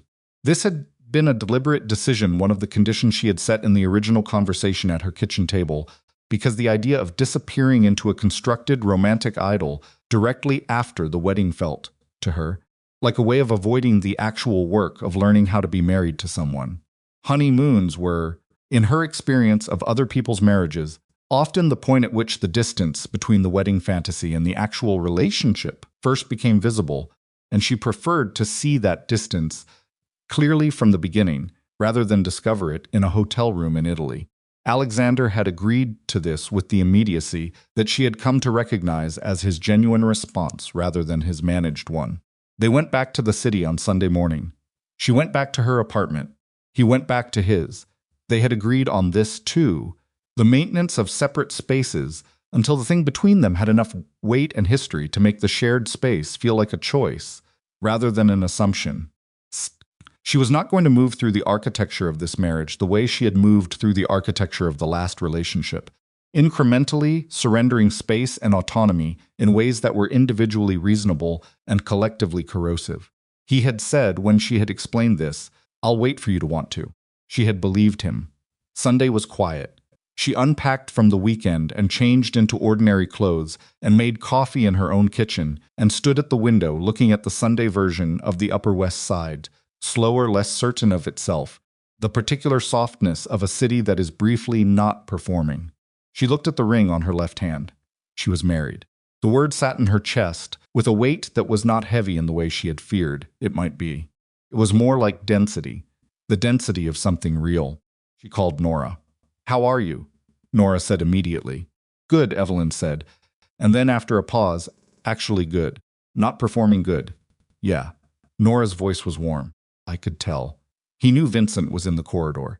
During the ceremony, he didn't tell me until afterward. Smart man. I told him to tell me things going forward. Also correct. A pause. How did he take that? He said I was right and moved on. Nora was quiet for a moment. "Evelyn," she said. "I know." "No, I mean, do you understand how rare that is? The moving on part, without the 15 minutes of explaining why he'd done it the other way." Evelyn looked at her coffee. "I'm starting to," she said. The Queen's Rehabilitation Center received its final municipal inspection approval on a Tuesday morning in the second week of November. Evelyn was in the project manager's trailer when Terrence came in with the stamped approval documents and set them on the table with the careful deliberateness of a man delivering something he understood to be significant. "That's it," he said. "Phase 2 is closed. Phase 3 can break ground after the first of the year." She picked up the documents. The approval stamp was in red ink, official and ordinary, the kind of bureaucratic marking that had no idea what it represented. 3 boroughs, 18 months of financing negotiations, counter-filing withdrawn under duress, a personal attorney working nights, a hospital naming rights agreement brokered by a phone call on a Monday morning, children who were going to come to this building when it was finished and get better. She walked outside. Alexander was on the sidewalk. She had not told him what time the approval was coming. She had mentioned the previous evening on the phone that Terrence expected the stamped documents sometime Tuesday. He was on the sidewalk with his hands in his coat pockets and a coffee from the cart on the corner. "Approved," she said. He looked at her face. "Approved," he said. She crossed the sidewalk and he opened his arms, and she walked into them, and he held her with the specific quality of someone who understood what the moment cost and what it meant and was not going to reduce it by talking over it. She stayed there for a moment. Then she pulled back and looked at him. "I want to kiss you," she said, "and not because anyone is watching, and not because of anything except that I want to." "That's the best possible reason," he said. She kissed him. It was not a dramatic kiss, Not the kind that belongs to movies, to moments staged for effect. It was the kiss of two people standing on a sidewalk in Queens in November with stamped approval documents in one hand and bad coffee in the other, who had both been through enough to understand the value of a moment that is simply, completely real. Vincent called 3 weeks after the wedding. She had been expecting it.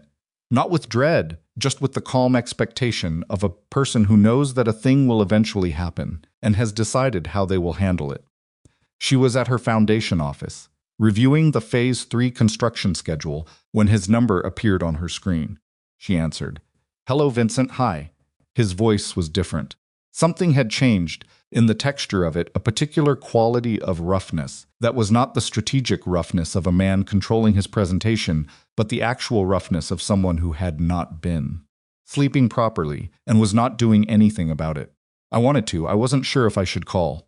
"You called," she said. "Fine. I heard about the Queen's approval." "Yes. Congratulations. That project has been its important work." "I know." A pause. "How are you?" he said. He thought about it. "Well," she said, genuinely. "Good," he said it quietly. Not with performance. Not with the particular shading of a man trying to produce a specific effect. Just the word. "I'm glad." Another pause. "And Alexander?" His voice did not change on the name. She noticed that the absence of the tension she had expected. "He's well," she said. "Good." He was quiet for a moment. "I'm going to take the overseas assignment. The one in London. Been on the table for a few months, and I've been putting it off." "That's a good move," she said carefully. "Yeah." A pause. "I think I need to. I don't know. Figure out who I am without the city expecting me to be a particular thing." He stopped. It sounds honest," she said. He was quiet. "I wanted to apologize," he said. "Properly. Not the version I gave you on the sidewalk outside the Queen's site. The full version." She waited. "I told people you wouldn't leave me," he said. "I believed it. And I believed it because I had spent 15 years watching you adjust yourself around my choices, and I mistook that adjusting for certainty. I thought it meant you'd absorb anything." He paused. "I didn't understand until you actually left that what I had been reading as permanence was just patience. And patience runs out." She listened. "I also kept Sabrina in something she deserved to be free of," he said. "I'm not asking for any credit for recognizing that. I want you to know I understand what I did, the full shape of it, not just the parts that were about you." She sat at her desk in the foundation office with her Phase 3 construction schedule in front of her and listened to the man she had spent 15 years loving apologize with the specific weight of someone who had finally stopped working around the thing they had done. "I hear you," she said. "That's all I needed," he said. A long pause. "Take care of yourself," she said. "London is a good city." "Yeah." Something in his voice shifted. Not lighter, exactly, but different. The particular quality of a man who has said the thing he came to say. "Thank you, Ev. For I don't know. For not making me a villain in this." She thought about that. "You're not a villain," she said. "You're a man who made a series of choices and lived in the consequences. That's just being a person. Some people make better choices." "Yes," she said. "They do. You can be one of them going forward." He said goodbye. She sat with the phone in her hand for a moment after he ended the call. Then she set it down and looked at the Phase 3 schedule and went back to work. She told Alexander that evening. They were at his apartment. She had been spending more nights there, though neither of them had named this as a pattern or made it a policy. It had simply been happening. The way things happen when two people who are paying attention to each other stop manufacturing reasons to be apart. He was cooking. She had discovered, in the weeks since the wedding, that Alexander cooked with the same quality. He applied to everything else real attention, no performance. He did not make elaborate things. He made ordinary things correctly, which she had come to understand was harder. She sat at his kitchen counter and told him about the call. He listened while stirring something on the stove without turning around, which she had come to understand was his way of giving her space to say a thing without the pressure of his full attention. When she finished, he turned. "How do you feel?" he said. "Settled," she said. And then examining the word, "That's the right one. Settled. Like something got put down that I'd been carrying without realizing the weight of it." He looked at her. "The apology mattered," he said. "Yes. Not because I needed it to move on. I'd already moved on. But because he meant it. He's not a man who says things he doesn't mean. No, Alexander agreed. That's one of his qualities. The things he says are usually true. The problem was always what he left unsaid. She turned her glass on the counter. He's going to London, she said. I know, he sent me an email. Alexander looked at the stove. He said he hoped I knew what I had. What did you say? I said I was working on it every day. He paused. He said that was the right answer. She looked at him. You two are going to find your way back to something, she said. Not what you were, but something maybe. He put the spoon down. Not right now, but maybe. She watched him move back to the stove. She thought about two brothers raised in the same house, by the same parents inside the same machinery of power and expectation, and the different shapes they had become inside it. One who had stayed and taken the architecture of it as the architecture of himself. One who had left and spent 15 years building something different from different materials. Neither of them uncomplicated, neither of them finished. That was the thing she had been learning to sit with, the understanding that the people you chose were not complete, that you were not complete, that the work of being in someone's life was not the work of accommodating their finished self, but the ongoing, uncomfortable, frequently imprecise work of growing alongside someone while you were both still in the process of becoming. She had spent 15 years waiting for Vincent to become someone he had never intended to be. She was not going to do that again, but she also understood now that what she had instead was not a finished man. It was a man who was honest about being unfinished, who said you're right without the 15-minute explanation, who made phone calls on Mondays and told her afterward, who was going to make mistakes she hadn't anticipated and was going to need her to tell him when he had, and was, you're right about those too, and they were going to move forward. That was the thing, the actual thing, beneath all the drama of the past 3 months. Not the wedding, not the revenge narrative that the external shape of events suggested, not the satisfaction of watching a powerful man understand his own smallness. Just this, two people in a kitchen in November, one of them cooking something ordinary, and the other one sitting at the counter, both of them honest about how much they didn't know yet. December arrived. Vincent flew to London on a Thursday. He texted Evelyn from the gate a single line, no request attached to it. Taking off. Take care. She texted back, safe flight. She set the phone down and did not pick it up again for an hour. Sabrina Monroe left the Callaway Foundation's charitable operations in December. She sent Evelyn a brief professional email about the transition, formal, appropriate, containing nothing personal except for a single line at the bottom. Thank you for the conversation at the gala. It mattered more than you know. Evelyn wrote back, I hope you find what you're looking for. I mean that. She did mean it. Sabrina had been a woman standing in a burning building, and she had finally walked out.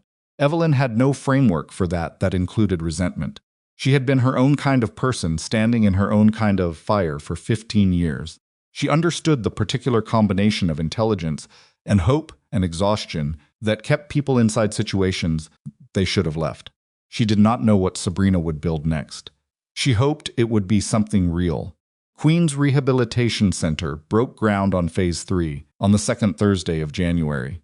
It was cold and gray, and there was a thin crust of old snow on the ground from a storm 2 days earlier that had not been dramatic enough to shut anything down, but had left the city with the particular grimy pallor of winter infrastructure. Terrence was there with his clipboard. The Phase 3 construction crew was there. The municipal liaison from the Planning Commission was there, blowing on her hands and looking at her phone. Alexander was there. Evelyn was there in her coat with her stamped documents in her bag, and her breath visible in the cold air, and her boots insufficient for the mud at the edge of the site perimeter, which Terrence pointed out, and she ignored. The ceremonial groundbreaking was brief. No speeches. No press. She had declined the press specifically. The Foundation's communications team had drafted a release, and she had edited it down to 4 sentences and approved it for a Tuesday afternoon slot when the news cycle would be quiet, because she had not done any of this for the coverage, and she was not going to start now. Picked up the ceremonial shovel, she pushed it into the frozen ground. The soil resisted. It was January, and the ground did not want to be moved, and she put her weight. The top felt a blade and felt it give. The cold earth breaking open under the pressure. She turned over the shovel. Terrence looked at the upturned soil with the expression of a man who had overseen 100 groundbreakings and still found something satisfying in the specific moment of the first break. Phase 3, he said. Phase 3, she agreed. Alexander put his hand briefly on her back, not demonstrative, not staged for the small assembled audience. Just present, just there. She leaned into it for a moment. Then she handed the shovel back to Terrence and pulled out her folder. All right, she said. Let's go through the January timeline. Terrence sighed in the way he always sighed when she produced paperwork at a ceremonial moment. Can I at least get coffee first? He said. The cart is on the corner, she said. You have 3 minutes. He went. Alexander stood beside her at the edge of the site and looked at the beginning of the building. Phase 3, he said. Spring completion, she said. If the east wing framing stays on schedule, it will. You don't know that. No, he agreed. But I'm optimistic. She looked at the muddy ground and the wooden site markers and the cold gray sky above them. So am I, she said. Months passed. The way months pass when you are living inside them, rather than managing from a distance, with the specific texture of ordinary days, the accumulation of small things, the way that a life is built not in its climactic moments, but in the 10,000 ordinary ones that surround them. She moved most of her things to his apartment in March. Not all of them. She kept her apartment the mortgage, the key, the right to go there, when she needed the particular solitude that his presence, however comfortable, could not provide. She had been clear about this when she told him she was moving most of her things, and he had said immediately, "Keep the apartment. Keep it as long as you need it." She had kept it. She went there twice a month, sometimes less, sometimes more. She went there when a board presentation had gone badly and she needed to be in her own space to decompress. She went there when they had argued, and they argued about real things. Sips, in the specific way that two people who are both accustomed to being right about most things argue when they are living their actual lives together rather than the managed version. A sound like green wood splitting. She went there when she needed to be alone in a way that had nothing to do with him, and everything to do with the ongoing necessity of knowing what she thought about things before she talked about them. He never asked her when she was coming back. That was the thing. The specific, unremarkable, profound thing. He never asked. She always came back. That was the whole of it, really. Queen's Rehabilitation Center had its soft opening in late April. The building was not complete phase. 3 had run 5 weeks behind schedule, as Alexander had promised it wouldn't, and she had told him it would. And they had argued about this with the comfortable intensity of people who had been arguing productively for 6 months, but the first 2 floors were operational, and the first patients were scheduled to begin arriving on a Thursday. She was there on Wednesday evening. The building was quiet. Construction crew had cleared out, and the clinical staff were doing their final walkthroughs, and the lobby was empty except for the ambient sound of a building being inhabited for the first time, the specific settling of HVAC systems, the echo of footsteps on floors that it had not yet learned to absorb sound.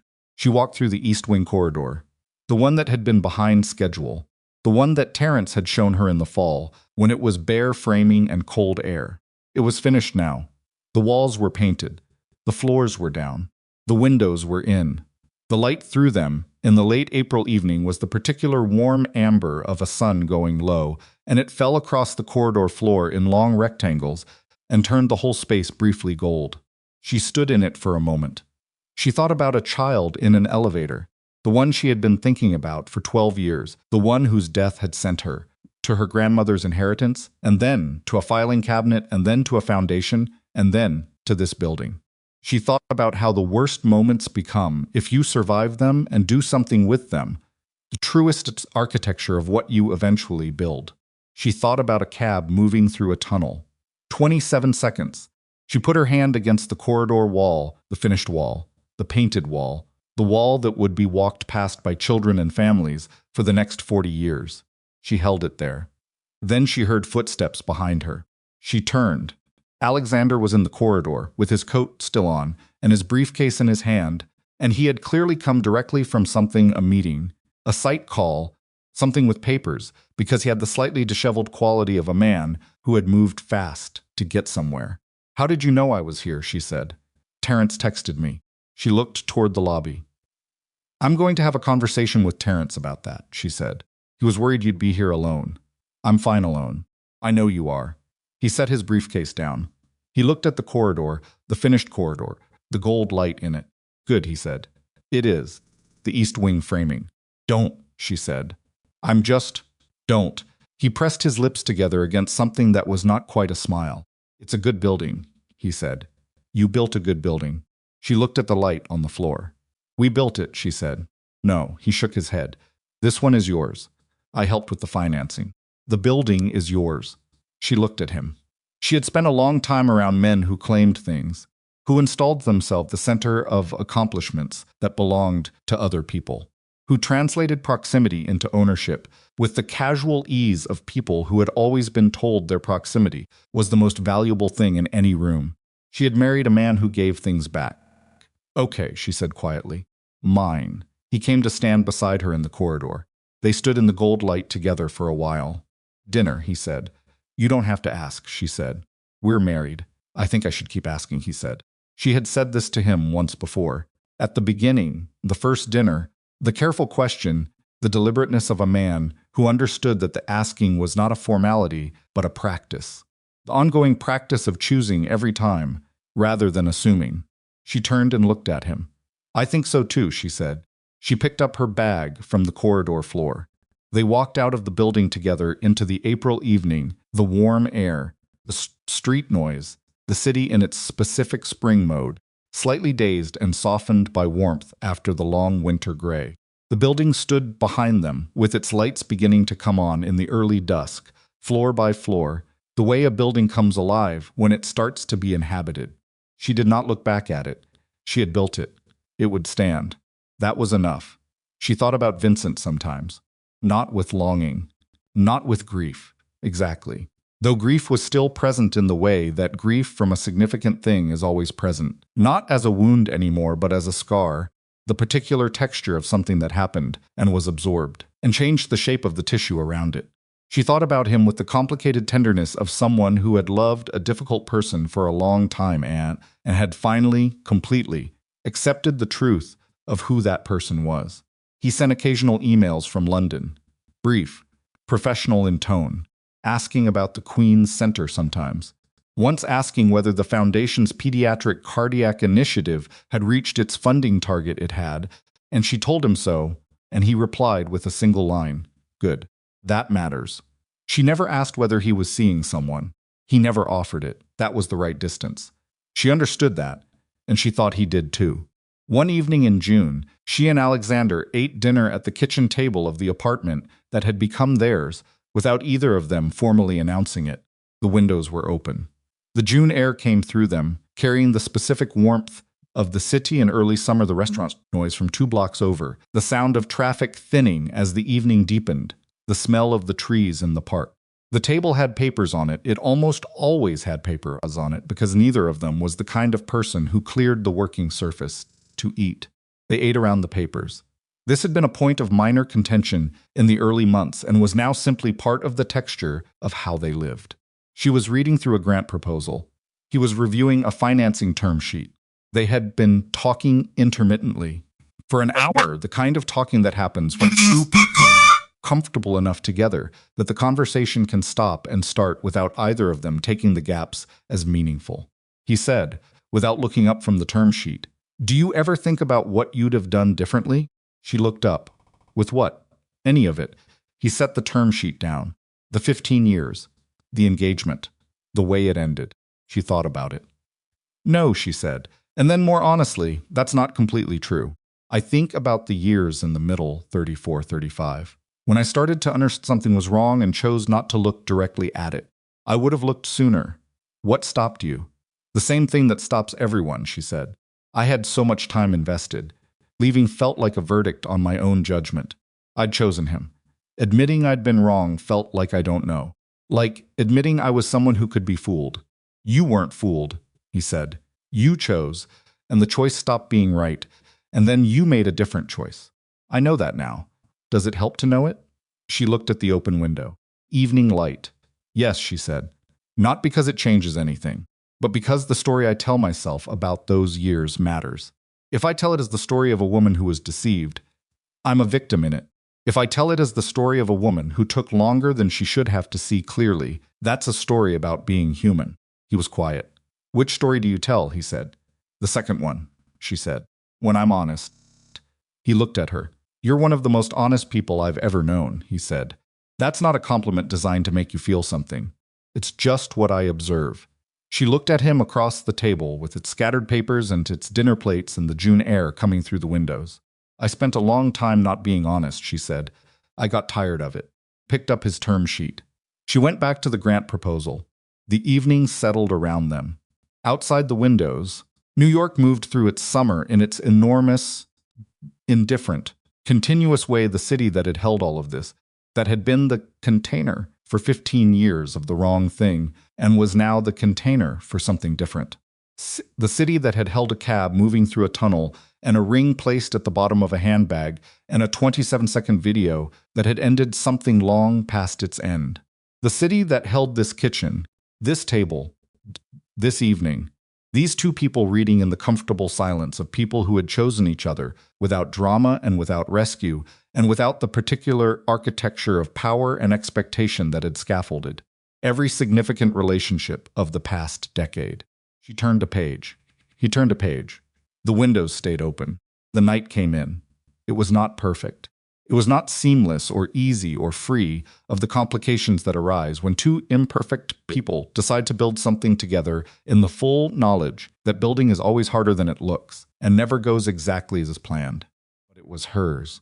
All of it, the table, the papers, the man across from her, the building in Queens with its lights coming on in the dusk, the foundation with its next initiative, half planned and already running behind schedule, the apartment she still kept on the Upper West Side with its key in the second drawer of her nightstand, the choices she had made with her own hands, in her own time, for her own reasons.